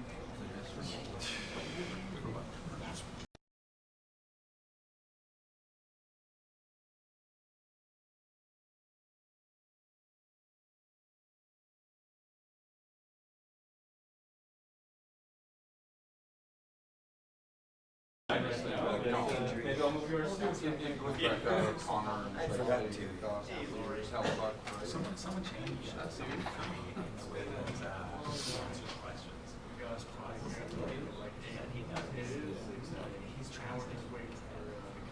Yeah, it's very much a Euro thing. Yeah.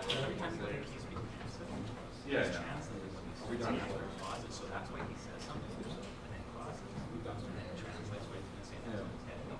So it's funny.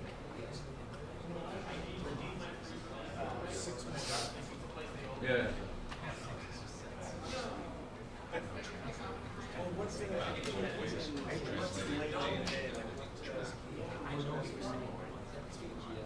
Oh, yeah, no, I'm not holding it against him. I just think it's a yes or no question. Yeah.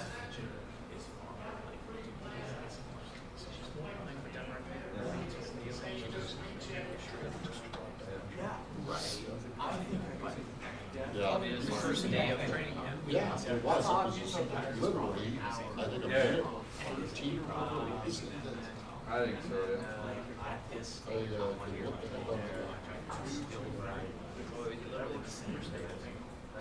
He was on the ice the first day of the last. Yeah, yeah, yeah. Ehlers played every game this year, right? Yes. Yeah. Sounds good. Sounds good. I just didn't want to make sure you were just waiting around. Pizza. Yeah, that was weird. Yeah, I don't know. Pizza, pizza. I thought that too, yeah, it was, but then it just. Well, I wonder if it's like the US, but it's not the right time to say that. Really appreciate it. I was gonna say that he's literally their best option. Well, so am I. I'm looking forward to playing with people. Off-season surgery hasn't been ruled out. Yeah, you said yeah. He didn't go. Was he referring to His neck issue that from training camp. Yeah.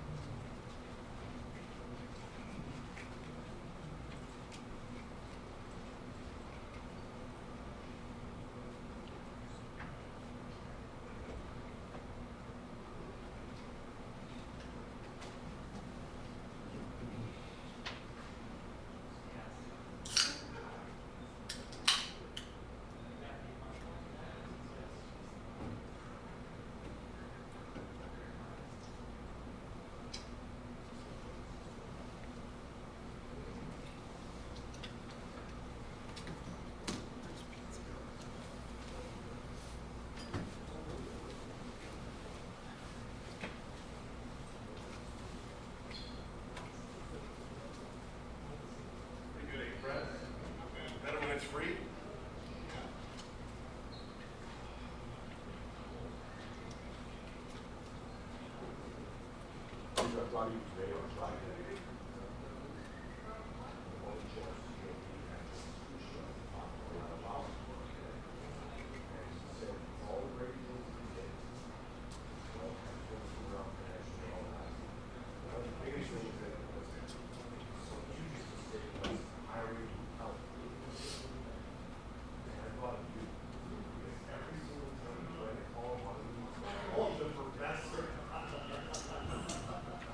Who do we predict the next two? I'm going to say Velarde and Keon. I think we'll get Dylan and Domestic. I think we'll get Dylan for sure. I don't know about That's got might not be able to talk. So communicate with texting. What's your bet on the next two through the door? I say Dylan and Marty Nino. and Oh, I'm Nino's willing to good. put a lot of money down on that. Yeah. That stems from him just thinking he was the smartest guy in Coach? football. Let me ask you this question. Who, Ivy? Yeah. That's a great shot. Is it? Is it going down? No. That's not lifting or steering. Looks like Nikki's already up. Was it? Not functional for the next year.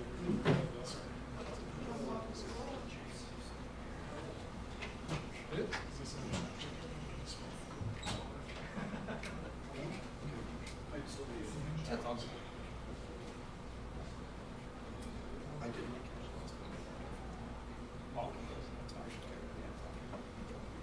Just.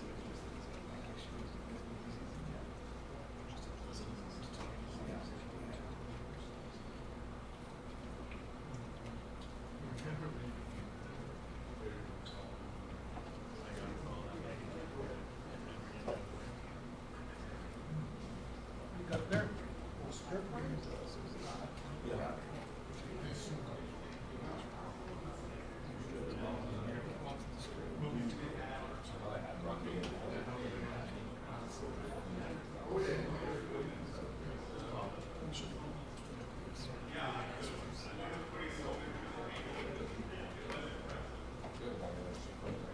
Huh?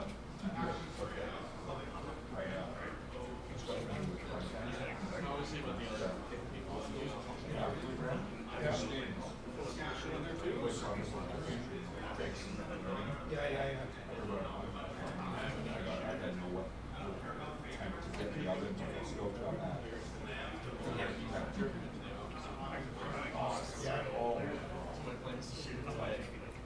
Everything is so much better.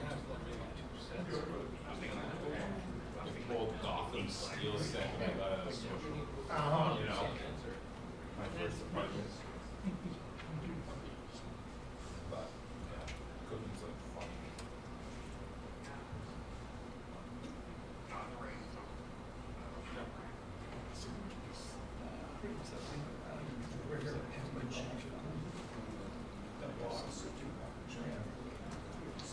Expensive? Yes. You get what you pay for. Yeah, my wife's mom actually was one of the reps, so we have.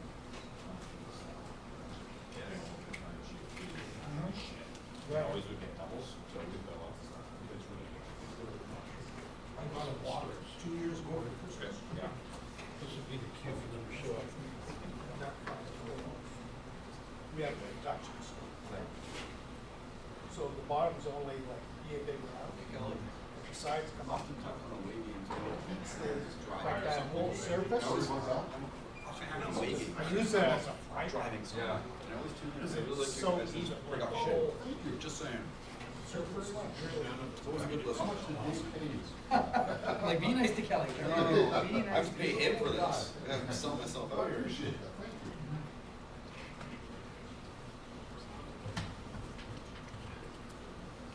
Except when it's going head to head against the people. Yeah, exactly. Like inside them. You want to continue to be gameful. Yeah.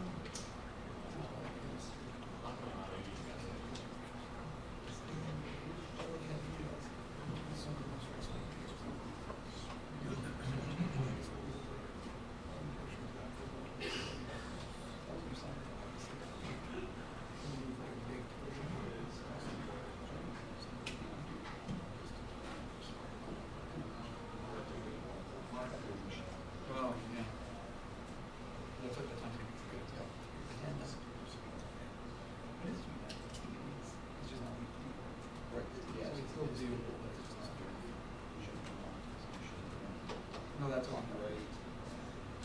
Oh, I see what you're saying.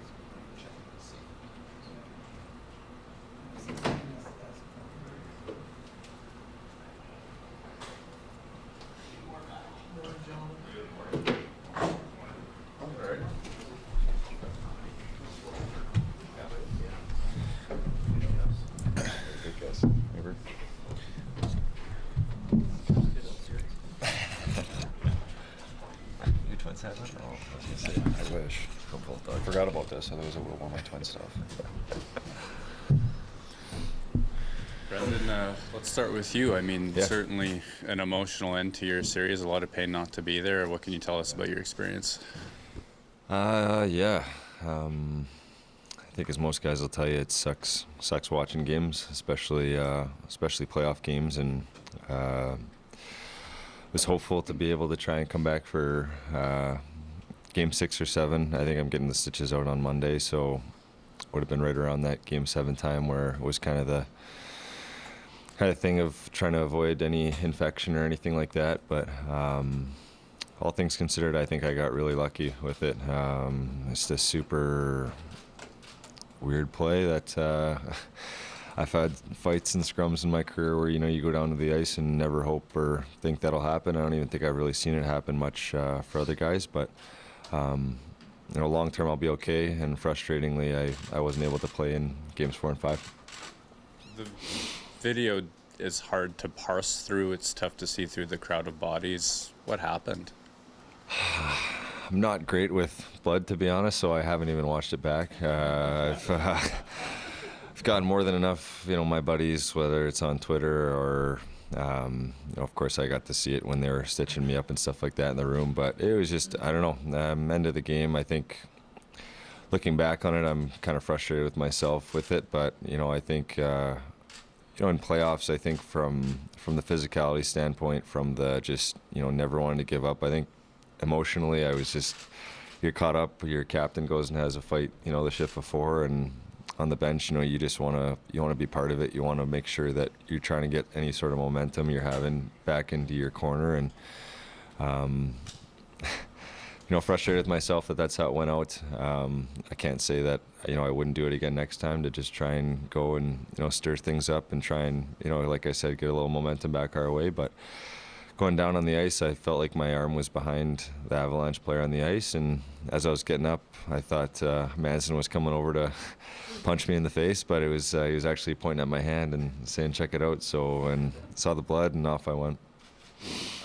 Got to ask, with your contract up at the end of the year, if you've had a chance to think of what your priorities are, what your future has, what you can share about that. Yeah, I think for my personal situation, of course, we had a bunch of guys going into this year that were in the same.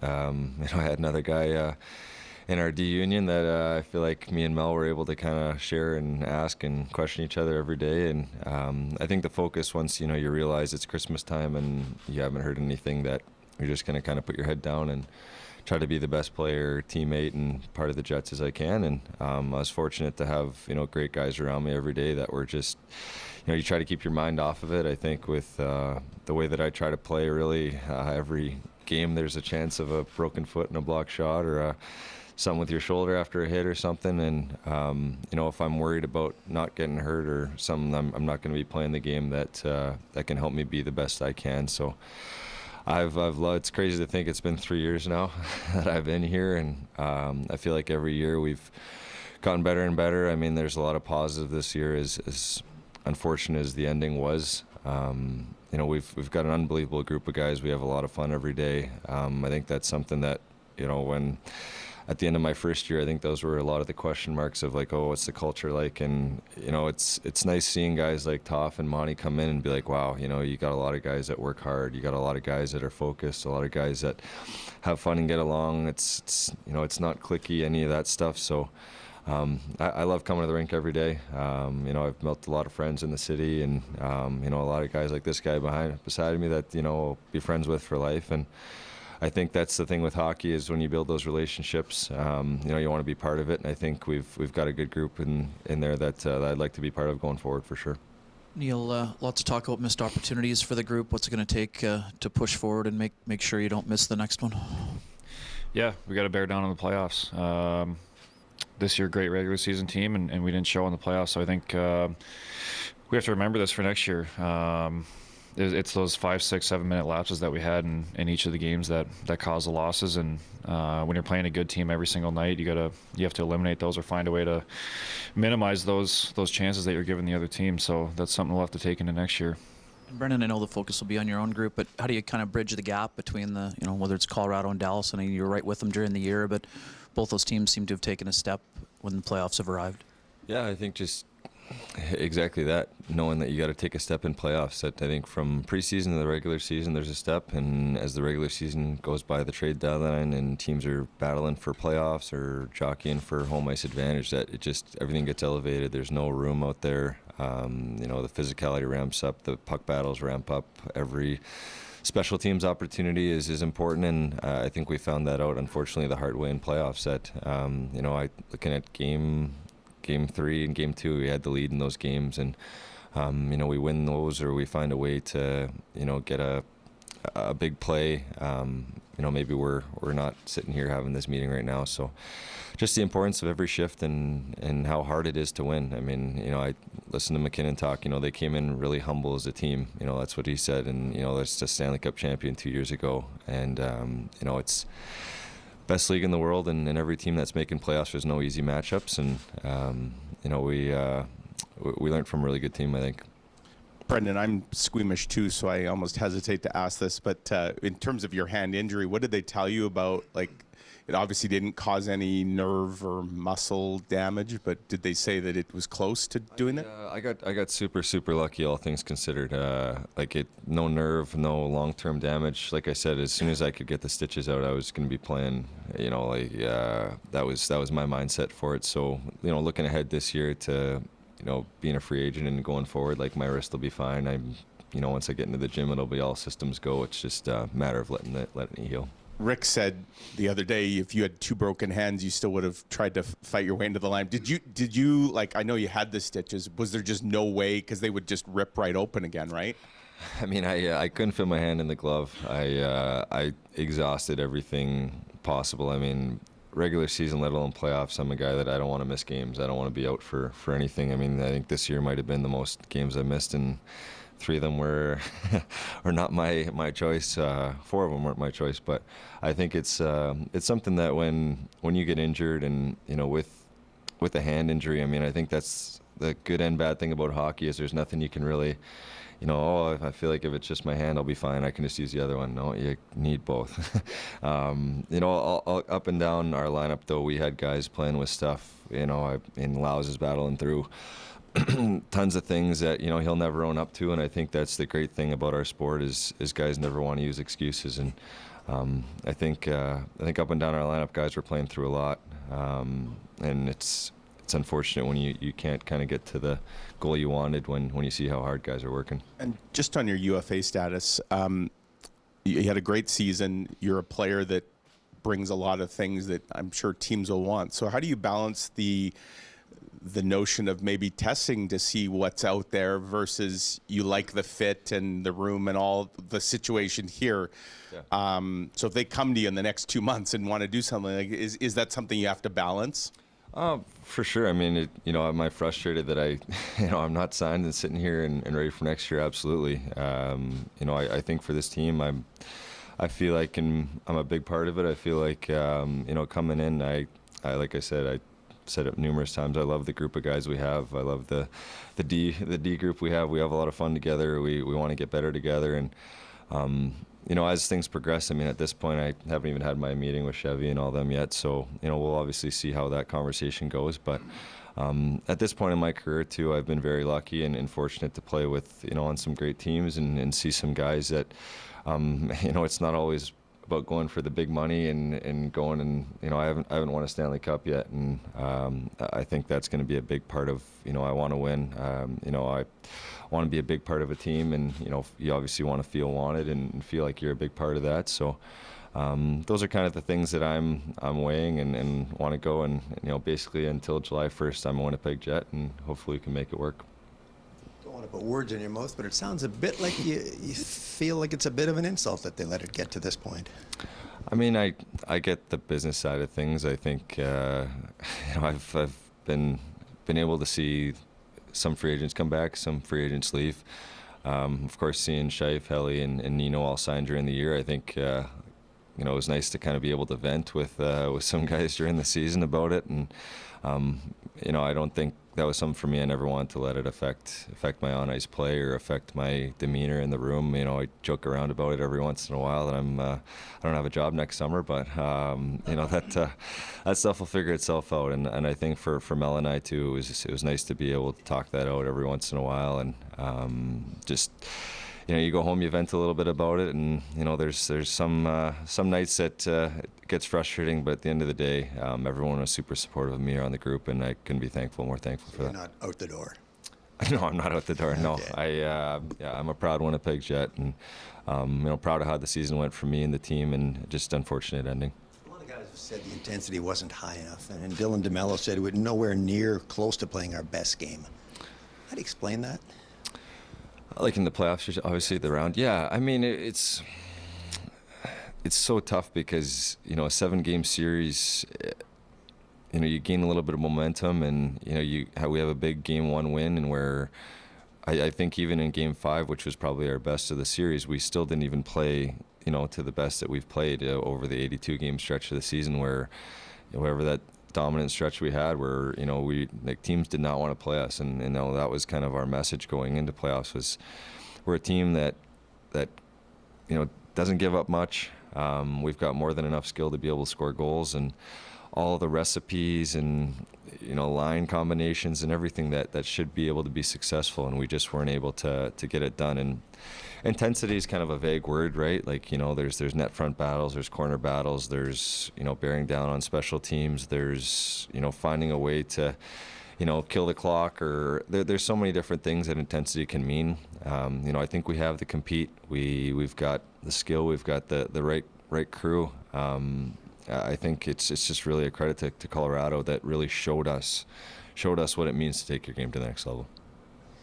It was said earlier on today, I can't remember who, and I want to make sure that I'm getting this right, but I think someone talked about that. I think it sounds like you guys talk about the first 4 games and think that the 5th game was your best game of the series, even though you won Game 1. And I think someone used the language, you got away with Game 1. And I'm wondering if that's the case, and I hope I'm clarifying it properly, but if that's the case, do you think it may have harmed this team getting away with it in Game 1, if that's the perception amongst the team?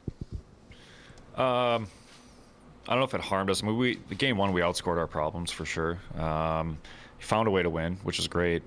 But, we had to find our game. We didn't find it. In Games 2, 3, and 4, obviously, like you said, 5 was probably our best game. But, I don't know if it necessarily harmed us, but we knew we had to fix something, and we didn't fix it. I mean, I think the biggest thing is we had leads, or we had portions of those games in 2, 3, and 4 where whether we pushed back or we had things going in our favor, even starting Game 5, we have a big bounce that goes our way.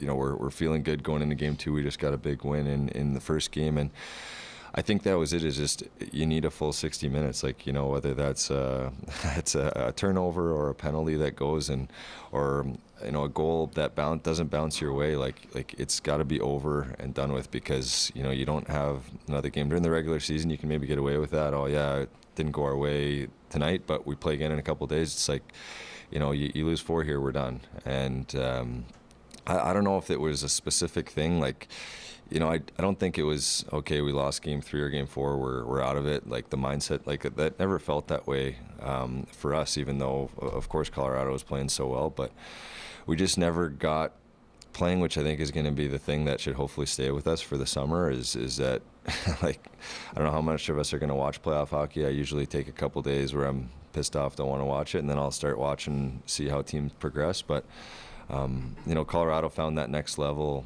All their top players played so well. Their role guys found a way to chip in, and everyone's got to be a big piece of the puzzle. Thank you. It's good to see you guys. Thank you. Thanks, guys. We also sit left, right? That's right. So I can give you guys a bit of a break, and then we can move to Rick. where I can bring Rick in right away. So I think that's probably going to be it for players. What do you think? Bring Rick in? Yeah, okay. And then it might be a bit of a break for Shed. Like, I can't tell you what Shed's going to do. Thank you, Scott. Is there like 1 minute break or like one? Yeah, like 5, 10 minutes. Rather than like I was gonna give you an hour or something.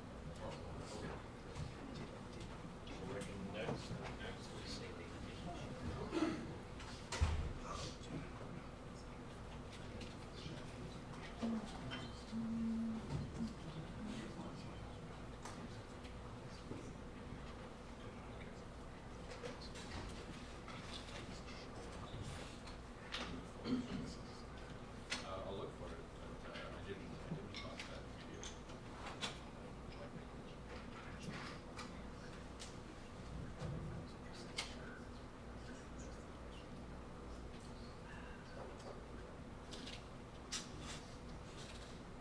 Would that end up with 12 players?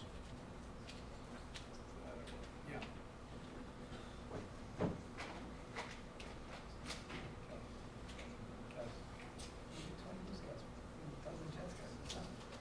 Oh, yeah.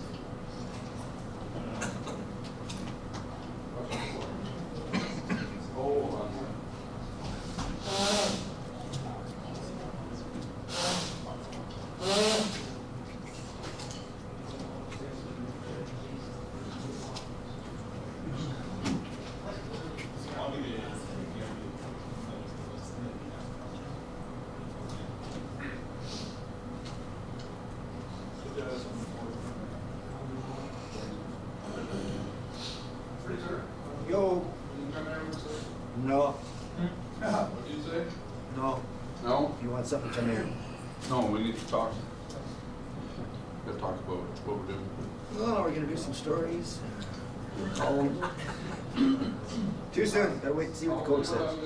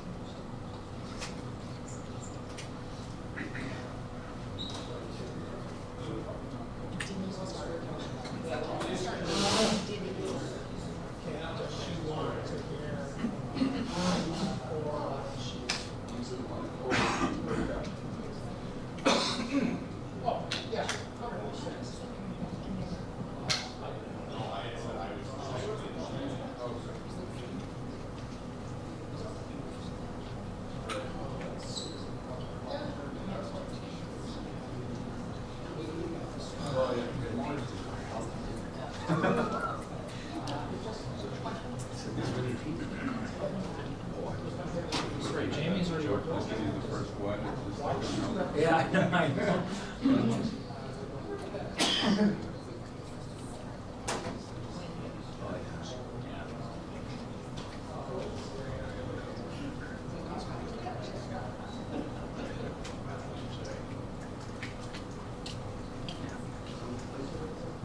Yeah, thanks very much. I really like that picture. Right there, the guy. Oh, no. Where he might be editing photos. I'll put a good word into the camera. That's not a person. It's good. Together. He was right there. Now he's over there. He's cleaning up plates. Oh, wow. By the way, Multitasker. I'd love to see his job description that I see. That's the other duties is assigned, eh?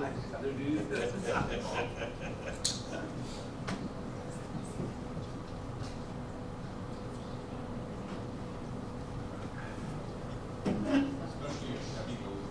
Yeah, that's right. Yeah, yeah.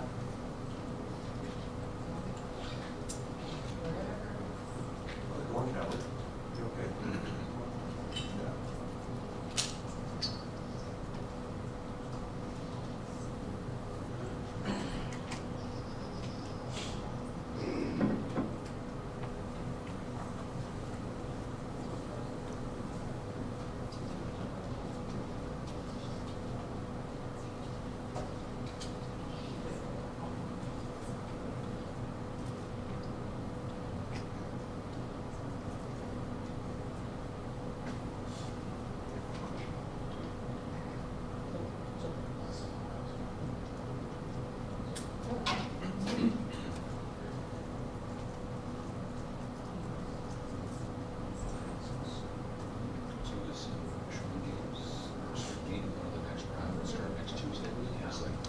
Regardless of whether there's a game 7 in any series or not, for this round, next round, what's going to you guys would have or to start round 2. Like, do you mean like ones that we're personally broadcasting? Right, yeah. Just, yeah, in Dallas series. yeah, we're not broadcasting. That's what I mean, like anything that's on your air, like if any other that's just thinking because I didn't know yet. Would be the Tuesday, so I guess that would be as a game on the second round. Oh, man. Yeah. Dave, everything should be up. Okay, thanks, Colby. Imagine if,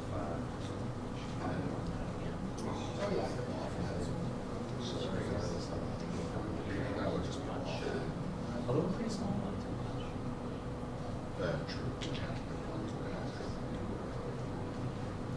some fun just as a fan of strange things happening in the game. If a team of like really small players were so good that they somehow won everything.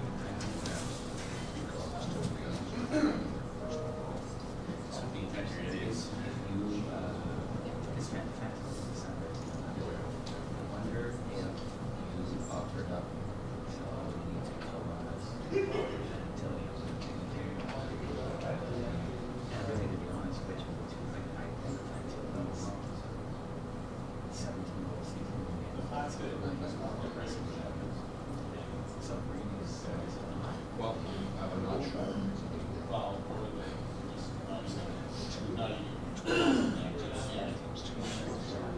But the thing is that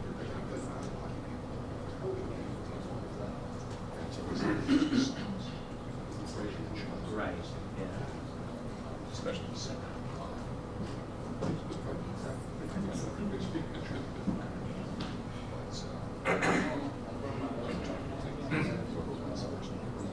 Well, I was just wondering if you're Chicago, you're going to get something, well, it's very much. But I'm just saying, if Chicago wins, you got the first overall pick, which is and celebrate. He's got nothing but exactly the same player. I heard it was similar to the guard and creates a deficit. Are you able to take I don't know.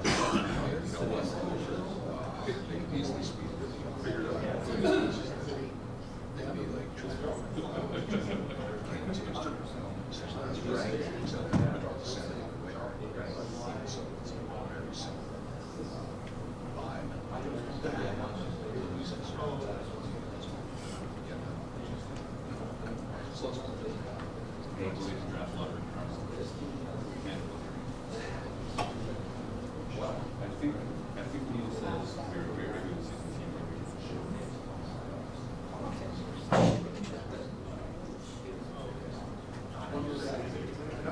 Oh, yeah, show it rather than show up, yeah. Yeah,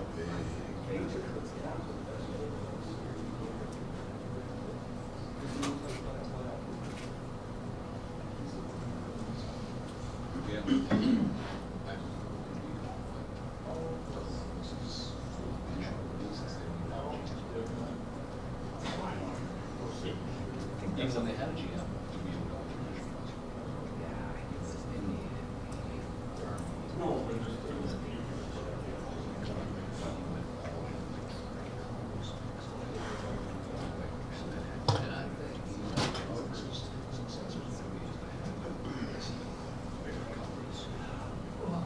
I actually think have a really. Here we go.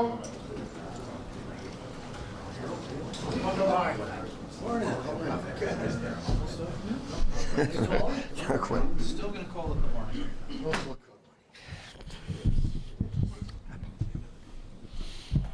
How long are you going to go? As long as you want. I got time now.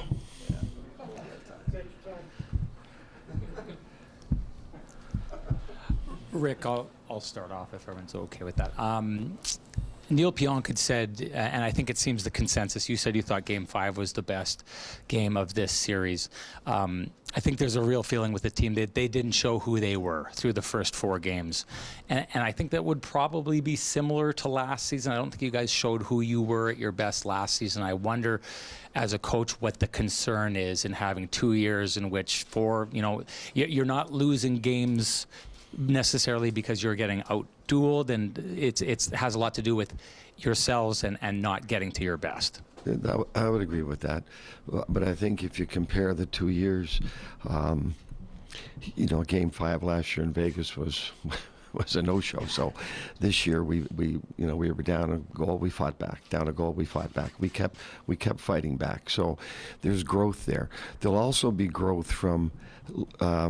We lost, and knowing that we didn't play our best, knowing that the things that were our strength during the season, we got away from in when it counted the most.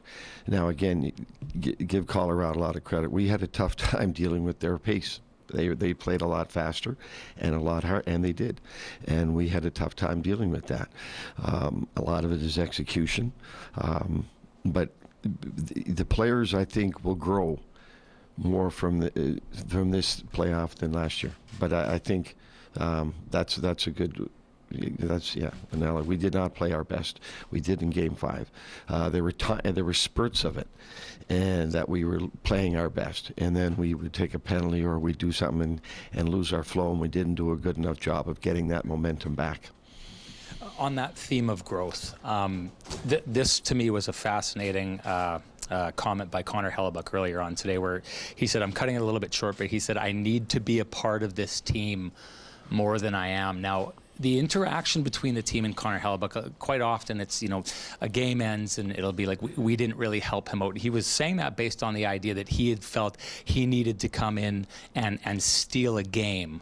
And that when he wasn't able to and he was pulled in that Game 4, the emotions kind of caught up to him, and he comes out of that. He needs to be more a part of the team. I wonder if you see growth in that statement, and if maybe there's a more healthy relationship to the interaction between your goalie and the rest of your team to be found. Yeah, well, we've taken pride all year in our team game. That's what carried us, and he was obviously a big part of our team game. And I think it's an example of a player putting a lot of undue pressure on himself, right? That he had to make a difference. Now, you get in the playoffs, and we're watching hockey all the time. There's always a game in a playoff series that the team isn't playing, and the goalie steals a game, and I think that's what he's referring to, right? The reason I explained after Game 4 when we pulled him, I wanted to put a little more onus on the players. Okay, we've got to tighten this thing up here. We're not going to rely on him every freaking game to keep us in there. So that was that, and I messaged that to him. But I think that's just an example of him putting a lot of pressure on himself. He's always been a big part of this team. We know that. He's always been, since I got here, we've always made sure that we're trying to improve the defensive play in front of him to help him out, which we have done over the 2 years. We have done that. What matters now is that we didn't do it when it counted the most, and that's when he's putting a lot of pressure on himself.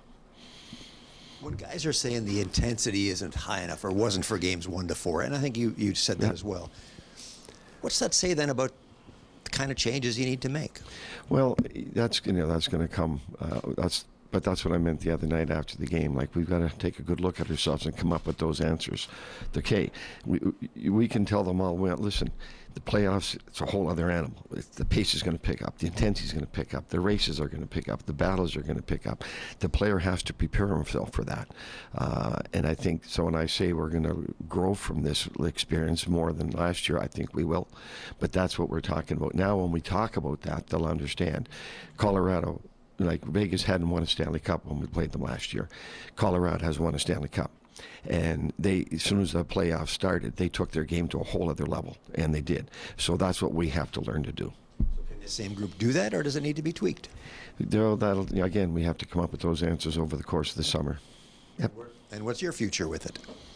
Well, you know what? For the last 7 years, since my last year in Tampa, every year I sit there and I talk to Judy, talk to the kids. I'll talk to Chipper and Chevy. I know what I'm going to do. I know what I want to do, but that'll come out. Okay, so in a perfect world, you're back? We'll let you know.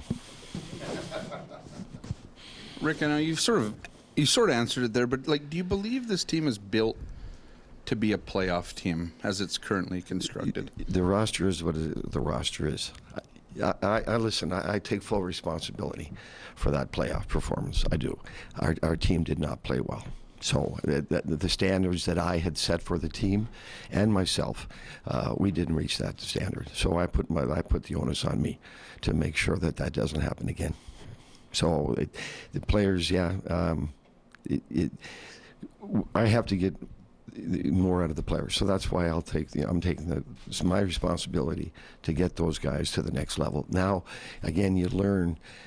Every game you can learn something from your players. Every game you can learn something new about them. So we just learned a lot about our players. So, okay, that helps.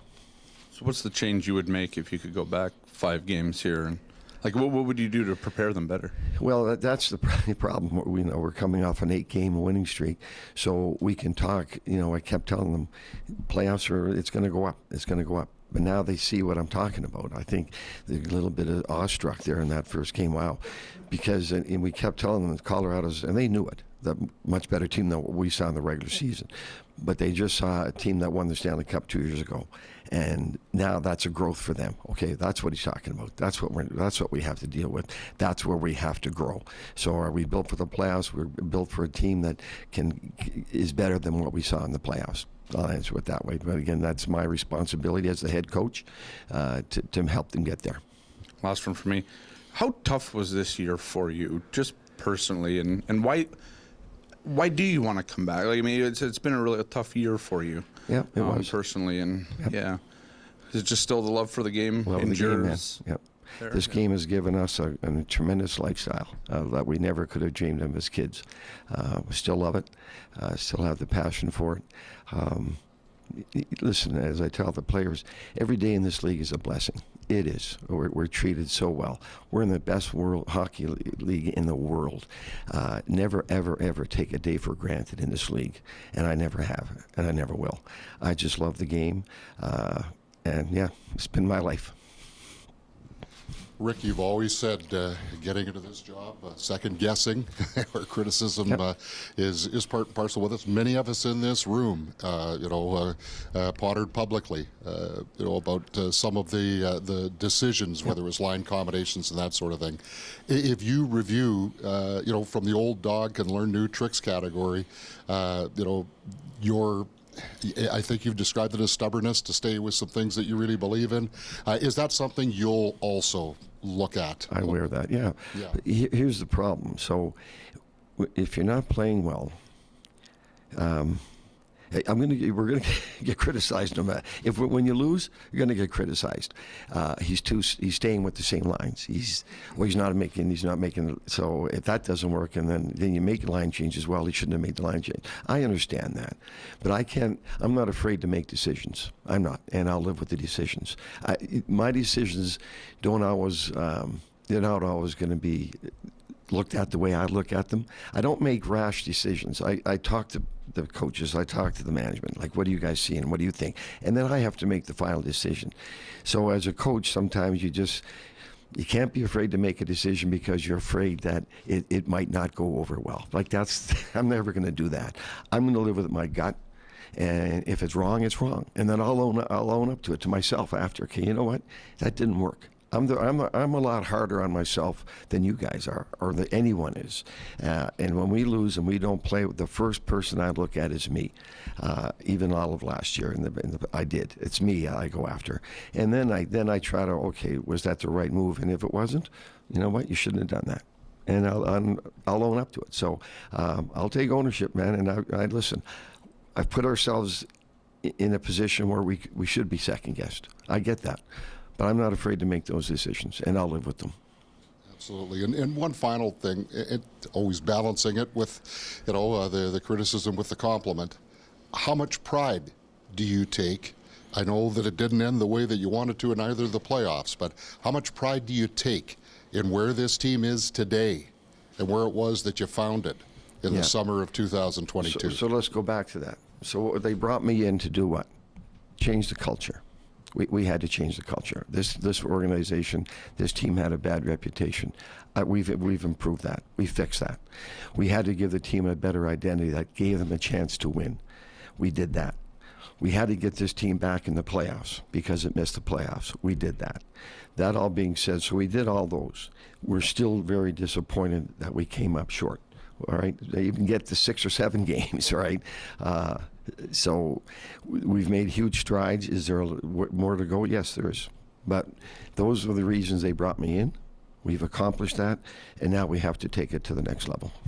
Gee, to that point, Rick, we were all here a year ago, and you were in the room with players, and obviously you're doing the same today. Would you say there's a very different it sounds like we're hearing a different tone from players than maybe we did a year ago? Would you say that's reflective in your meetings? I know you haven't met with everyone yet, but is there a different tone this year, much more positive to kind of take into the summer than, say, a year ago? Yeah, and I think there's what's just like, I don't know what they tell you guys because I don't read anything. Don't take it personally, but they're taking a lot more ownership. And that's what I've always said this. Bad teams are led by no one. Good teams are led by coaches. The great teams are led by the players, right? And they are. And so for our players to start taking more ownership, that's a huge, huge step. We're not going to win until they all take ownership of what's going on here. It's easier for us to give them the X and O's. That's the easy part. It is. That's the easy part of the game. To get them to do it is the challenge, and to get them committed to do it is the challenge that they have to face from within. I know a lot of players, they have too much pride to get up here and tell us what injuries they might have been playing through. We know guys play through lots of things. Can you just give us some insight, whether it's specifics or in a general sense of maybe what some guys were playing through? We know the obvious in Brendan and Vlad, but what about guys that were still in the lineup? I mean, Adams had a bad hand the whole series. You can't, again, as I've said to you before, if you're not putting ice bags on some part of your body after a game, you're just not playing hard enough, and you're not. So yeah, the guys, it's the other team. You've got to. So that helps you grow. If you're willing to battle through those minor injuries and keep playing, that's all part of growth of where we have to get this team to. When you say bad handling, are you able to be more specific? Or No, well, he's fighting, he's doing everything right. He never goes by anybody that he doesn't give a whack to or a shot to or everything right. That's what you love about him. Well, with that comes a little bit of pain, a little bit of discomfort, but it doesn't hold him back. And what about Morgan Barron? What was his actual injury, Rick? Was his knee or? Yeah, it was. Yeah. So yeah, he skated actually a couple of days ago. It's funny. So he's coming. I'm walking by him and he's coming off the ice. I said, Morgan, how'd that go? Like he was growly because it didn't go as well as he had hoped. And then he came up later, Bones, I'm sorry, but I wanted it to feel better. It didn't feel better. So yeah, but he wouldn't have played this series. A lot of guys have talked about, the need to elevate and kind of make sure you don't have another missed opportunity. How do you ensure that happens? I mean, can it be coached or does it have to happen organically? Well, that's what I'm talking about, taking ownership. They have to take ownership. They do. Like, again, we can. The easy part for a coach, this is what they're doing. This is what we're going to do. The hard part is to get them to commit and execute it. So I'll use the example of Makar's goal where he went end to end. There was 3 mistakes on that. So that's just 3 individual mistakes that are correctable if they get committed to it. So they're taking more ownership of it, and that's the next step of growth for any team. And so you lose bad. You get something positive, but take ownership of it, and we all do. But it's on me. I'm the head coach, so it starts with me. But I'm some of the conversations they have with me, I think, are sometimes different than they have with you guys, which is understandable. They're very honest and upfront with me, which I love. I got a great rapport with them, and that's very important in today's hockey, is to have that one-on-one ability to speak freely. That's huge. But this sounds to me like they're taking more ownership, and again, it's not going to grow anywhere until that happens, and it's happening. Sort of on that same topic, I think in the last several years, at moments like this, a lot of guys will sort of say the right things and all that sort of stuff, but maybe this year there's more conviction in it. I think we're picking up on that they have identified the difference between themselves and the greatness that was sort of showed to them. Yeah. How are we going to know? When are we going to know? What are we going to see? Is it in terms of sacrifice, in terms of ability, that they've picked up on this, that it's done something? It's not just what we heard here today. When the games are on the line, and they have to give that second, third effort. That's when you're going to see it, and that has to come just during the regular season, and we saw a lot of it during the regular season. But when it counts the most, in the playoffs, and the other team has cranked up the speed, the pace, the intensity, you have to be able to respond. And I think that sounds to me like the players understand that now. So again, when you lose to Vegas, they hadn't won a cup. You say okay, and then you see that they win a cup. Okay, that's what it took.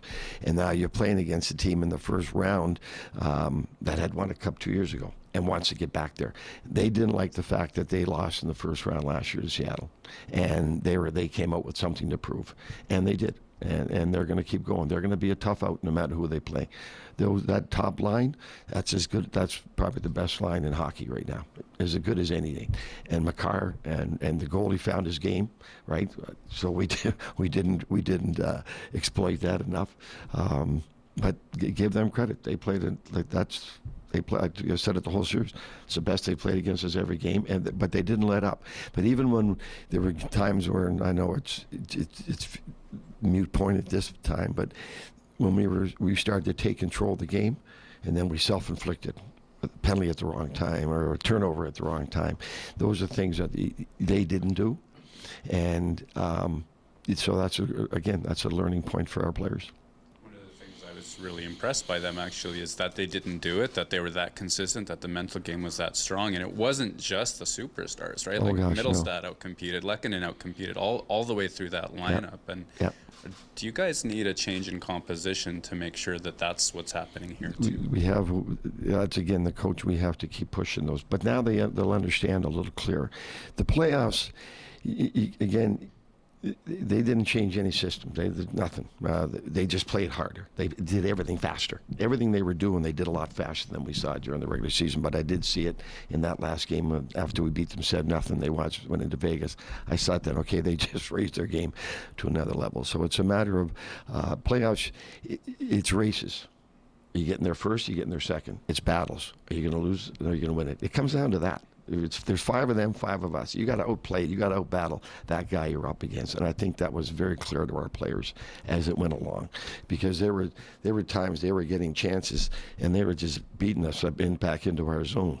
Right? They beat us there, and that's why they were getting their second and third opportunities. So that's again an area that our players we have to identify, and it's that second and third effort. You get in the playoffs every shift. It's that second and third effort. It's not one shift here or there. It's every shift. The game's on the line, and you've got to respond. And you've got to be ready to grow.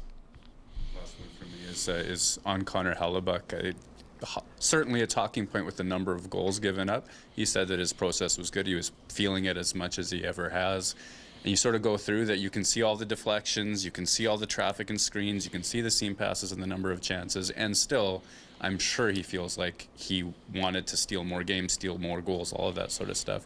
As a coach, how do you assess how well he did or didn't play given what you saw? Well, because again, he's right. I think we could have done a better job blocking shots. So they're taking wristers from the point in the power play and getting tips like that. To me, that's that second and third. Getting that lane that helps your goalie out a little bit. So I just think in the growth of the team is when the game's on the line like it is, and the intensity cranks up, that you can help your goalie out a lot more than we did. I mean, he's a tremendous competitor. We know he's a great goalie.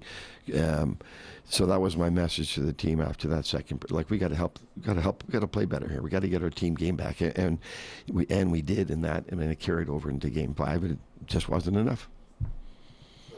Playoffs tell us everything. You say that tells us where you're at. High intensity playoff games. Dylan DeMello says this is a massive summer for this team, that it should question everything. What does he mean by that? Yeah, pardon me, about what? That this team should question everything, that it's a massive summer. Yeah, how they can get them to take their game to another level, right? Whether it's off-ice conditioning, whether it's being on the ice more in the summer. But there was a big difference in my first camp. In this camp, it was much better. They were better prepared, and I think there'll be a big difference in next year's camp. That's what he's talking about. Okay, we got to spend the summer mentally getting better and physically getting better. Like, the game is mental, and it's all about preparation. So, okay, this is what we need to do. We got to get stronger mentally. So you can get that. You can improve that over the course of the summer, and you can improve your conditioning, and you can improve your on-ice habits. You can do a lot of things, good things in the summer, and I think that's what he's referring to. Oh, it's been such a pleasure. Thank you, guys.